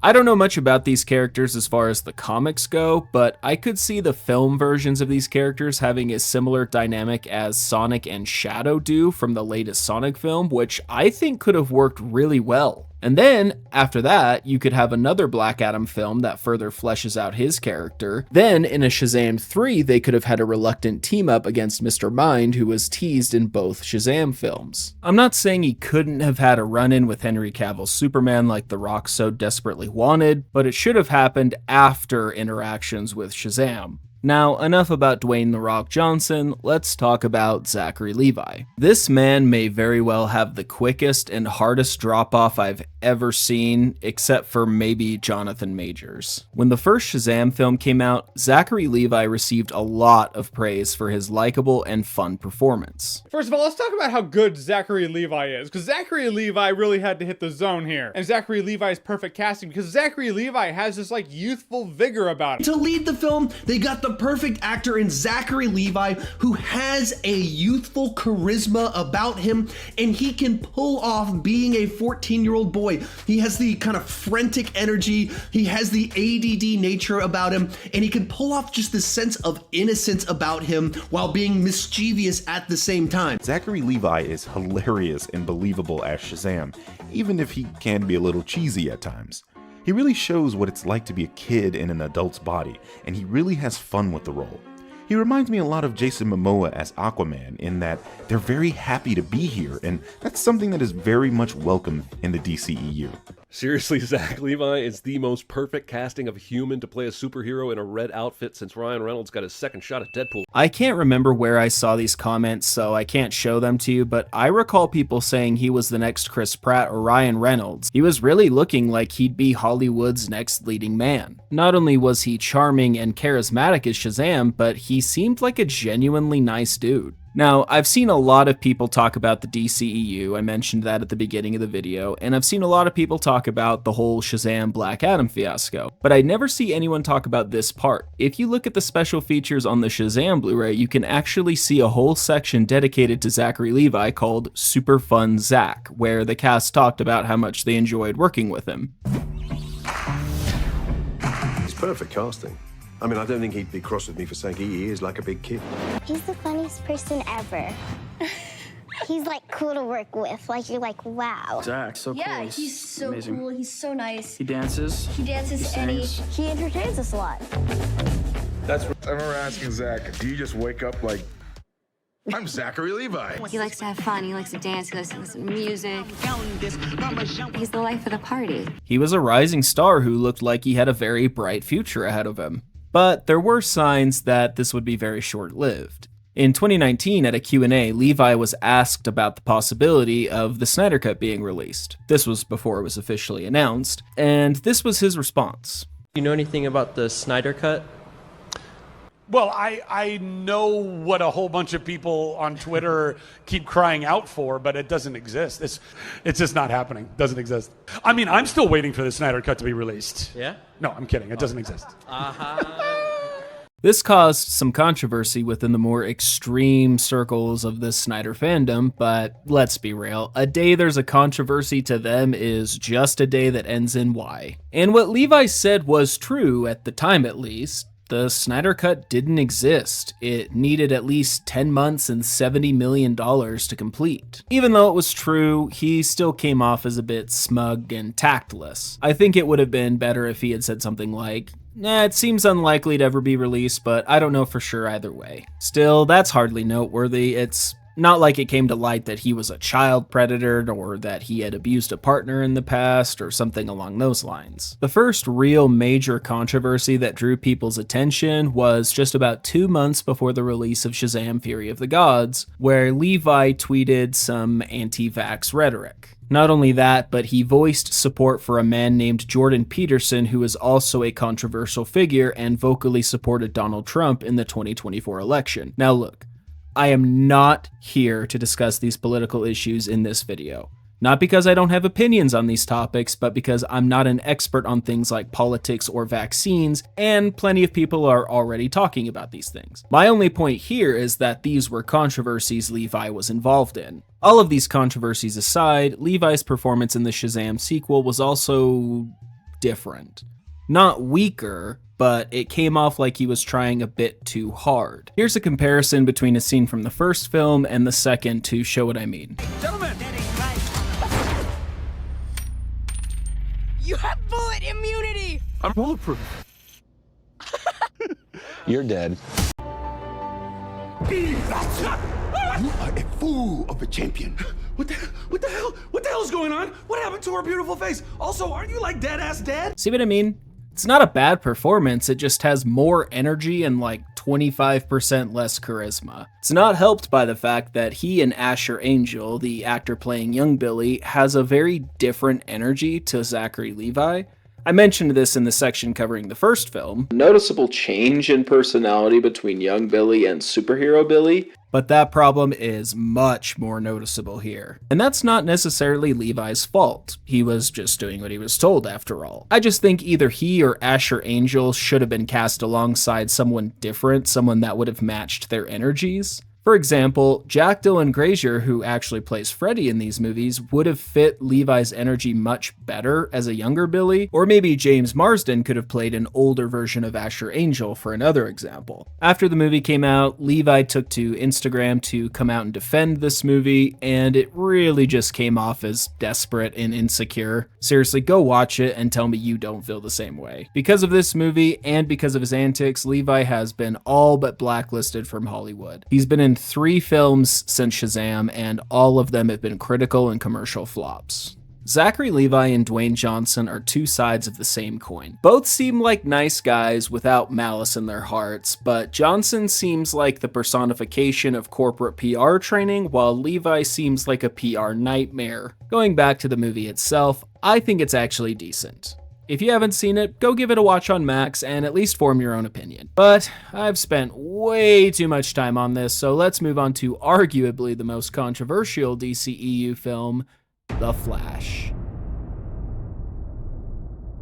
I just noticed that all 3 of these controversial DCEU films have a character with a lightning bolt emblem on their chest. Not saying there's a connection or anything, just an interesting correlation. The Flash, as you may remember, was one of the original films on the initial DCEU slate back in 2014, but it actually goes back a lot farther than that. They've been trying to make a Flash movie since the 80s.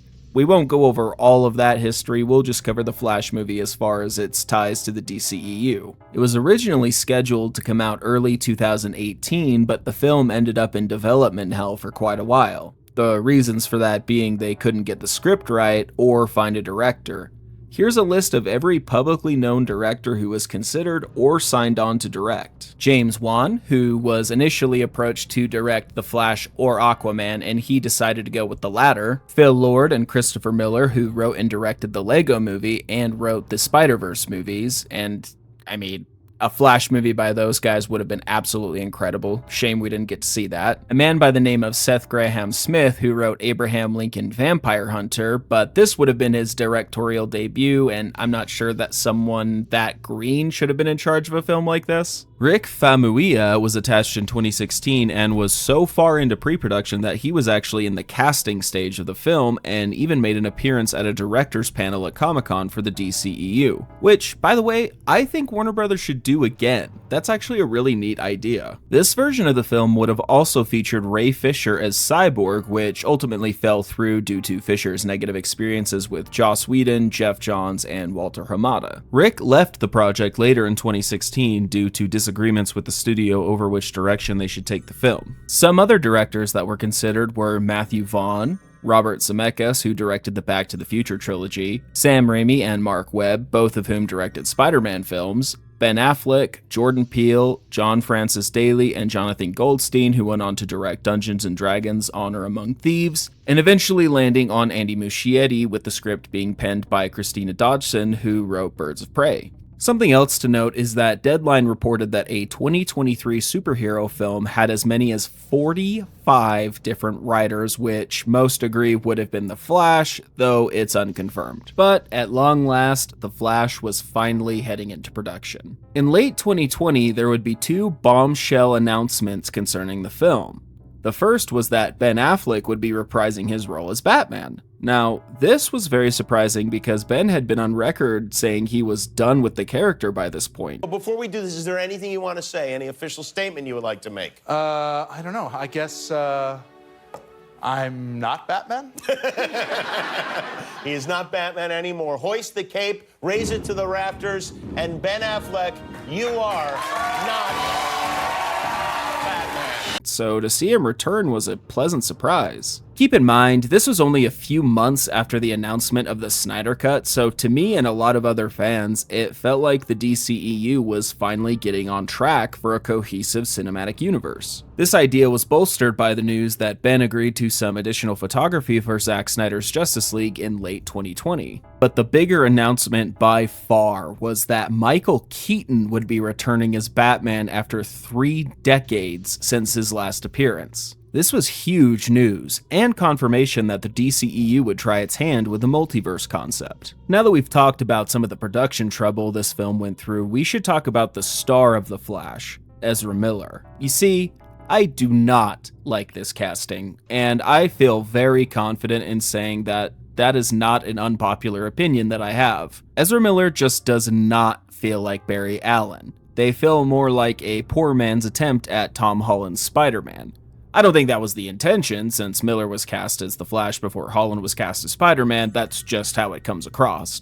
Though I wouldn't be shocked to learn that they were trying to emulate Holland in Justice League, since by the time they went through all the reshoots on that film, Civil War was already out, and Homecoming came out about halfway through that process. Because many fans believed this to be a miscast, this film had an uphill battle from the word go. Setting aside Miller's performance, they were also caught in many real-world controversies. From disorderly conduct, charges of assault, to breaking and entering, harassment and threats, allegations of grooming a minor, and even choke slamming a fan? Jesus Christ. Now, in my opinion, everyone deserves their day in court, but this was clearly an unhinged individual whose antics and allegations were ruining the reputation of their film. Not only that, but it would soon come to light that this film would not only be a fun little adventure in the multiverse, but serve as a soft reboot to the DCEU. In 2021, Grace Randolph reported that the film ended with Michael Keaton being the main Batman in this continuity, not Ben Affleck, who would go on record a little bit later stating that this would be his final appearance as the character. The last nail in that coffin was the announcement of a Batgirl movie that would feature Keaton's Batman, and we'll talk about that movie a little bit later. It was also announced that this film would feature Supergirl for the very first time in the DCEU, and she would be played by an actress named Sasha Calle. It was later confirmed she would be replacing Henry Cavill as Superman in the main continuity. But then after Black Adam released, it was revealed that not only did Henry Cavill shoot a cameo for that film, but he also filmed a cameo for the end of the Flash movie setting up Man of Steel 2. Not only that, but news came out that while Ben Affleck said he was not coming back, he also shot a post-credit scene that set him up being lost in the multiverse, potentially leading to an adaptation of Crisis on Infinite Earths. Like, as excited as I am for James Gunn's DCU, the jury's still out, but can we all at least agree that what they were originally planning here sounded convoluted as f***?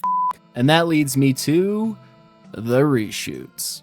While it's unknown just how many this film went through, it did have at least a few rounds of them, and it's rarely a good thing when a film does extensive reshoots. But when the first trailer dropped, it did arouse some curiosity. I personally thought the movie looked quite good from what was shown. If I can't get back, there might not be a future.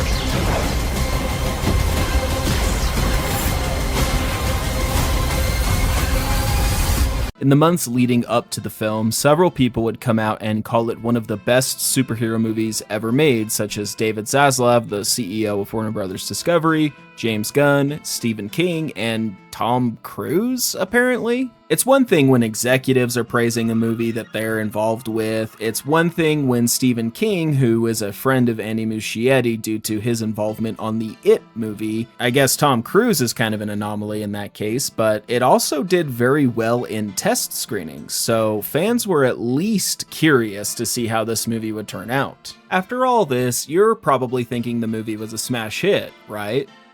Well, not exactly. The Flash wasn't universally trashed or anything like that, but the reviews were a lot more mixed than the studio was probably hoping for. But hey, the box office was probably pretty good, right? Nope. This film was an unmitigated disaster at the box office. With a production budget of $220 million, the film only managed to gross $271 million. Some reports stated that it had a budget as high as $300 million, which wouldn't be surprising considering all the reshoots. Now, this shocked me back when it released. I knew Ezra Miller wasn't a popular casting decision, and they were outed as a maniac leading up to the film's release, but I didn't realize just how deeply this would affect the film. Remember, Michael Keaton was all over the advertisements. I thought nostalgia for his Batman movies alone would have at least got this movie past the $500 million mark. I also wonder if nostalgia just isn't enough anymore.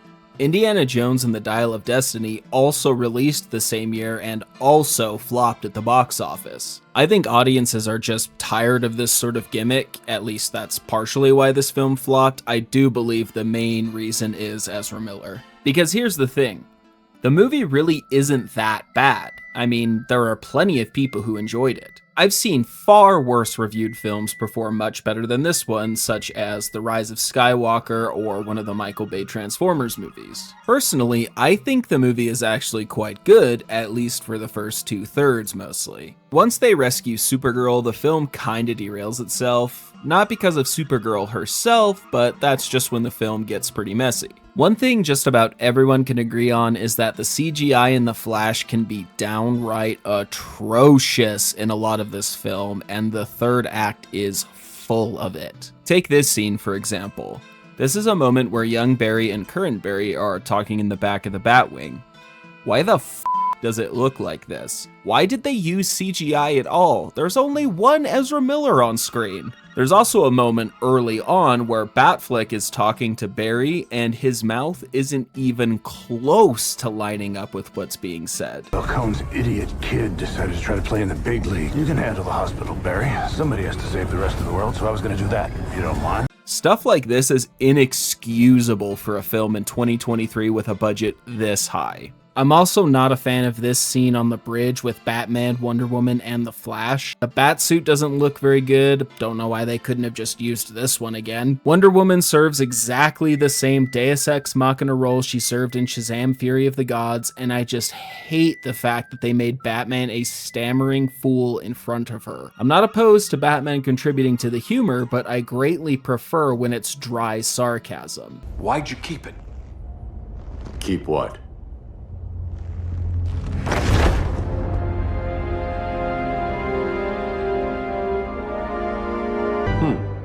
Forgot that was there.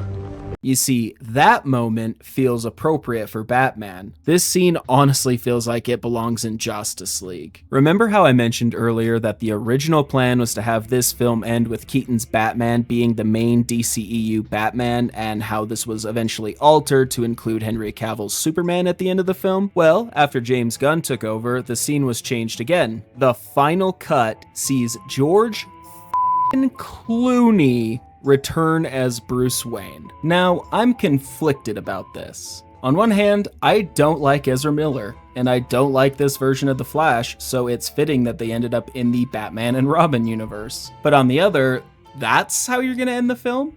With Barry in another universe that we know is never going to be followed up on? Obviously, keeping the original ending wouldn't have worked either, since it set up a storyline that was never going to be touched on again, but I think they could have handled it better. Remember this moment from earlier in the movie? Do you want to get a bite? Like, I'm still hungry. Not this time. Maybe some other time. What if they asked Ben Affleck to come in and shoot a scene at the end where he comes back and finally takes Barry up on that offer? It would be cool if they could also have the entire Justice League cast come in and do that scene, but that would be much harder, especially with Ray Fisher. But what they could have done is brought in Henry Cavill to be a part of that moment. Remember, this is how Barry feels about this version of Superman. He's my hero. Then you could cut to a shot of the three of them having dinner together, and Barry realizes that while he may have lost his mom, he can still find happiness with his current life. I just personally think that would have been a much better way to end the film. I don't mean to sound too overly negative about this movie because it does have a lot of positive qualities as well. For starters, aside from the moment on the bridge and the bad dubbing, I like this opening scene. Having an action scene in a Flash movie that features other heroes who appear in different films is one of the coolest ways you could utilize a shared cinematic universe. It's just good world building. I really hope the DCEU does things like this as well. While I don't like Ezra Miller as the Flash, they do a pretty good job of making you feel like these are two different people. I especially love the scene where they argue in the Batcave. The fact that older Barry is constantly annoyed with younger Barry is so relatable. I feel like we all cringe at what our past selves used to do. The movie has a surprisingly good sense of humor. I laughed many times while watching it, and even when I rewatched it, it was still really funny. The Batman action, for the most part, is also really good. I go more in depth on that in this video if you want to check that out. Not only are Batman's action scenes good in the suit, but Keaton's Bruce Wayne has a really cool fight with both Barrys out of the suit as well. I especially love that when he throws a bottle at one of them, the sound effects are on beat with the music. For all of the flaws with the CGI, the film is actually shot very well from a cinematography standpoint. This scene, where Bruce Wayne explains time travel and the multiverse using spaghetti as a metaphor, might very well be the best explanation I've ever seen in a film. This scene where Barry says goodbye to his mom is absolutely heartbreaking. Very well done. Whew, wow, I didn't realize I had this much to say about this movie. Maybe one day I'll make a video going more in depth, but for now, we should really wrap this up. We only have 2 more films to talk about, guys. So let's move on to the best DCEU film of 2023, Blue Beetle. This is going to end up being one of the shortest sections of the entire video, maybe even the shortest. Like I said, this is my personal favorite DCEU film from 2023, but there just isn't much to say about it. Blue Beetle is one of 3 DCEU films that was originally planned to be an HBO Max exclusive, the other 2 being Wonder Twins and Batgirl. The film was announced as such in August 2021, but by December of the same year, they decided to change this to be a theatrical release, which I'm grateful for. Big budget movies being released exclusively to streaming isn't really a sustainable business model. Now, Blue Beetle isn't exactly an A-lister from DC's catalog. Sure, many fans, myself included, really enjoyed him in Injustice 2, but he was still a relatively unknown character. And as I've mentioned several times, the DCEU never really had a solid foundation, so audiences were far less willing to give characters like this a chance. Though people online were pretty happy when set photos leaked and the suit not only looked really good, but that it was mostly practical. I mean, this isn't enough to build hype for a movie, but it was something. Not only was this movie somewhat ignored due to the DCEU's reputation, it also came during an era where people knew the DCEU was ending soon, and also an oversaturated market for superhero films in general. I mean, there were 8 movies and 3 TV shows based on comic books released in 2023 alone. It's very easy to see how a movie based on such an unknown character could get overshadowed in this situation. The film released in August of 2023 to some pretty decent reviews. Now, it was no Dark Knight or anything, but fans did praise it for its fun characters, entertaining action and sincere story. The family of Jaime Reyes, the Blue Beetle, was a big standout. They brought a lot of the heart and humor. Unfortunately, the film wasn't unique enough to stand out in an ocean of superhero films. A lot of fans, while they found it enjoyable, also found it a little too cliche. It was a fairly standard superhero origin film that just happened to be done very competently, but in recent years, superhero fans have been spoiled quite a bit, so this doesn't stand out anymore. The box office, as you might have guessed, was not very good. The film only managed to gross $131 million against a budget of $125 million, making it the lowest grossing film of the DCEU, only just barely beating out Shazam: Fury of the Gods. Which is honestly such a shame because I think this movie is pretty good. It didn't deserve to flop this hard. I guess it made more than it ever would have if it was only on streaming, but that's hardly a worthy consolation prize. The silver lining in all of this is that James Gunn confirmed this version of Jaime Reyes would be included in the DCU, which I was very happy to hear. I think the actor who plays Jaime, Zolo Maridueña, probably mispronounced that, did a fantastic job, and you could tell he was so happy to land this role. You want to be Jaime or what? Yes. Yeah, absolutely. See, welcome Jaime. Let's do it. You are the Blue Beetle. You are the Blue Beetle.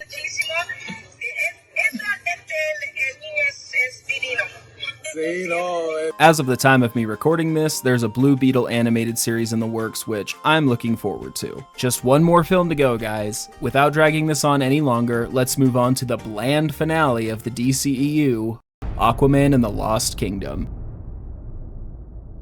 Holy shit, we're finally here. It's hard to describe just how much indifference surrounded this movie. Not only did the fans just not care anymore, but even the studio was apathetic. Correct me if I'm wrong, but I believe there were only 2 trailers released for Aquaman 2, both of them dropping only a few months from the film's release. There was also this video where James Gunn announced the new slate for his upcoming DCU that came out January 2023. In the beginning of this video, he talked about the 4 DCEU films to be released that year, and listen to how he describes the first 3 films compared to Aquaman. First, we have Shazam: Fury of the Gods. Shazam has always been off kind of in his own part of the DCU, so he connects very well. That moves directly into The Flash, a fantastic movie that I really love that resets the entire DC universe. Then to move into Blue Beetle, a fantastic film about a kid who's a marvelous part of the DCU, and then into Aquaman 2, which leads... Literally just, these 3 films are good, oh, and also Aquaman 2. Even Jason Momoa seemed to be done with it by this point. Listen to the way he answers this question while promoting the film. Is it true this might be the last one, or could there be a third Aquaman?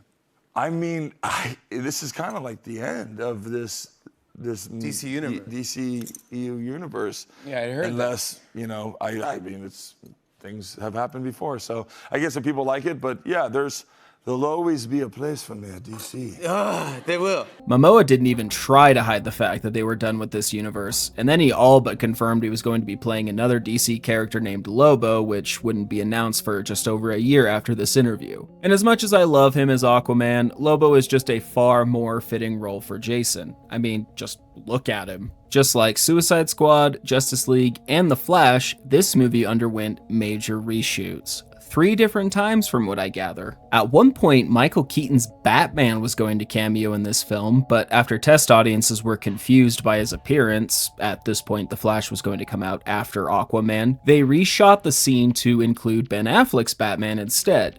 This news was leaked because a group of fans were touring the WB lot and they spotted Affleck and Momoa together on set. Afterwards, Jason took to Instagram to post a picture of the 2 of them since the bat was already out of the bag. Is it just me, or does Ben Affleck seem to have serious commitment issues with this character? Dude flip-flops more than Magikarp. He was a great Batman and I'm glad he seems happier and healthier, but I'm also glad he's gone. Batman deserves a more committed actor. But back to Aquaman. There were many reports that Aquaman's test screenings were abysmal. Some even reported that people walked out of the theater during these screenings, which would explain the reshoots. Then there's Amber Heard. who plays Aquaman's love interest, Mara, in these movies. She was accused of domestic abuse against her ex-husband, Johnny Depp, who she also accused him of the same thing. These two had an extensive and public trial that didn't always paint Amber in a favorable light. I'm not here to tell you who I think was the real victim in that situation, please do your own research, but I am telling you that it negatively affected this film's already terrible reputation. The movie finally came out December 2023 and was met with a shrug by critics and audiences alike. The movie managed to make $439 million at the worldwide box office, which you may have noticed is the first time a DCEU film made more than $400 million since the first Aquaman. That's right.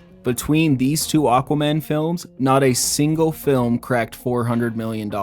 That is wild to me. Granted, some of these were affected by the COVID pandemic, but still. Even though Aquaman 2 grossed more than a lot of DCEU films, it still flopped. With a budget of $205 million, it needed at least $512 million to break even, though I do doubt that figure because of all the reshoots. This film suffered a worse fate than being remembered as a terrible movie.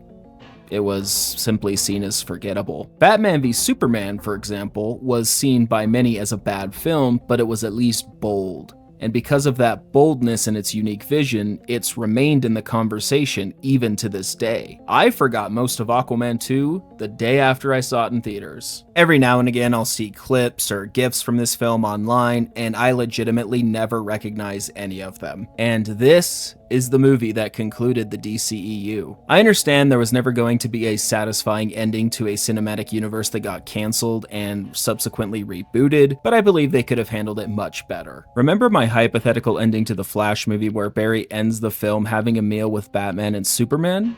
Well, let's take that a couple steps further. Let's take that version of the Flash and have it swap places with Aquaman. Then maybe they could have fixed some of the CGI issues with that movie. Would that have been an epic send-off to the DCEU like Avengers Endgame was to the Infinity Saga? No, not really, but it would have been better than what we got instead. And guys, that's all I have to say about this movie. That's it. That's the whole DCEU. Now I think it's time to wrap this up with some closing thoughts. After a lightning bonus round, let's go! I figured I may as well give you guys my ranking of the DCEU, so let's rush through this going from worst to best. Justice League, Suicide Squad, Wonder Woman 1984, Aquaman and the Lost Kingdom, Birds of Prey, Shazam Fury of the Gods, Batman v Superman Dawn of Justice, Black Adam, The Flash, Aquaman, Man of Steel, Blue Beetle, Wonder Woman, Peacemaker, Shazam, Zack Snyder's Justice League, and of course, The Suicide Squad. See, I told you it would be a quick lightning round. Now we should really move on to my final thoughts. After a second surprise lightning round, hit it!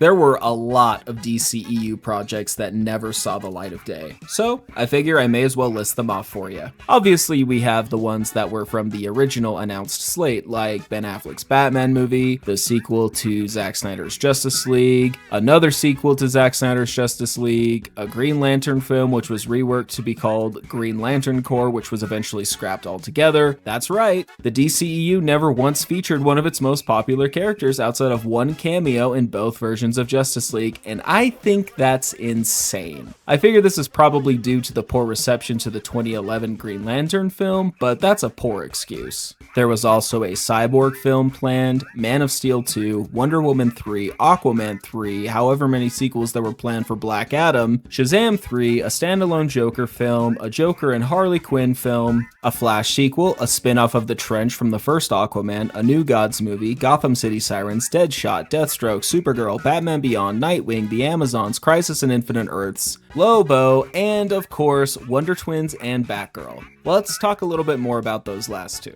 As I mentioned earlier, Blue Beetle was one of 3 planned films that would be HBO Max exclusives. But in early 2022, Discovery would merge with Warner Brothers, and the new CEO, David Zaslav, decided to axe both films for budgetary reasons. I mean, it's not necessarily a bad thing in theory to cancel projects if you don't think they're going to be profitable, but these movies were pretty deep into production when they were canceled. Wonder Twins had a director director, a cast, and a day to start shooting summer of 2022. The film was canceled mere weeks before shooting began. Batgirl, however, was much farther along than that. The movie was pretty much done with post-production and was canceled just a few months before it was intended to release. What's worse than that is they canceled Batgirl so the studio could get a tax write-off, something that they would do again. David Zaslav said he would only release films that they believed in, which is fine, except I don't think you should throw an entire film away so you could line your pockets. I don't care if Batgirl was worse than Morbius. Many people put a lot of hard work into it and it deserved to be released on HBO Max at the very least. I'm sorry, but that just really pisses me off. Like, as much as I think James Gunn made a mistake by announcing a reboot before 4 DCEU films hit theaters, I still think it's better than canceling them all after so much work was put into them. Okay, for real this time, I'm gonna wrap this video up with some closing thoughts. Well, that was quite a mess of a franchise, wasn't it? Even though I enjoy most of these films to one degree or another, I cannot deny that it is an objective failure financially and within our pop culture, especially when compared to the first 3 phases of the MCU. So what happened here?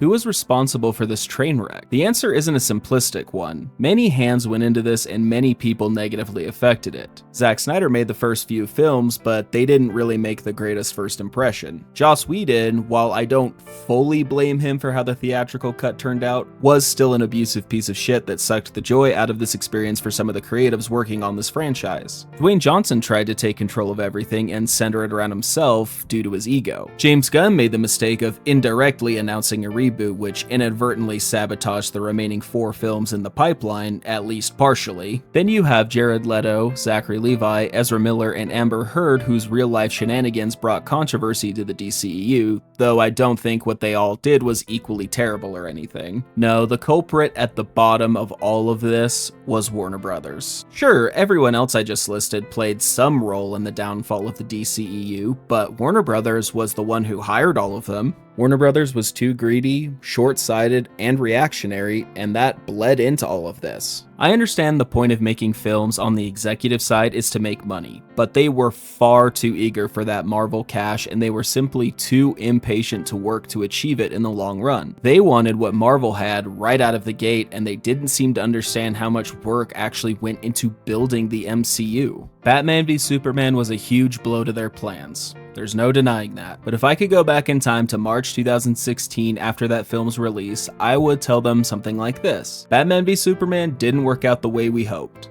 but let's stay the course for just a bit longer. Suicide Squad comes out this August, Wonder Woman is deep into production, and Justice League begins shooting next month. So we shouldn't try to change direction with those. Let's allow our creatives to do what they need to there, and we'll put everything after that on hold. If the audience isn't on board by Justice League, we'll go back to square one. By the way, yes, that Office reference was intentional. Look, I can't view the multiverse, so I have no idea if the DCEU would have been more successful in that scenario, but at the very least they could have said that they honestly tried and had a better work environment for their creatives. And hey, if it did work out, even better. And if the DCU takes any lesson from the DCEU, it should be to not be overly reactionary. Let's say that, God forbid, the new Superman movie comes out and underperforms. They should still give the universe a little more room to grow and stay the course for a few projects after that. Show a bit more commitment to your vision than you did last time, Warner Brothers. Let James Gunn do his thing, and if it doesn't work out, you can try again later. So please, for my sake, when I make my retrospective on the DCU years from now, I would like for it to be a much more positive video. And guys, that's all I have to say about this. This video took a lot longer than I was anticipating, and it often felt like a very daunting task. But I also had a lot of fun revisiting this. It brought back old memories and feelings I had while all of this was happening. But what do you think? What are your thoughts on the DCEU? How would you rank it? What do you hope to see from the DCU? Whatever your thoughts are, comment below, please like, subscribe, and as always, take care.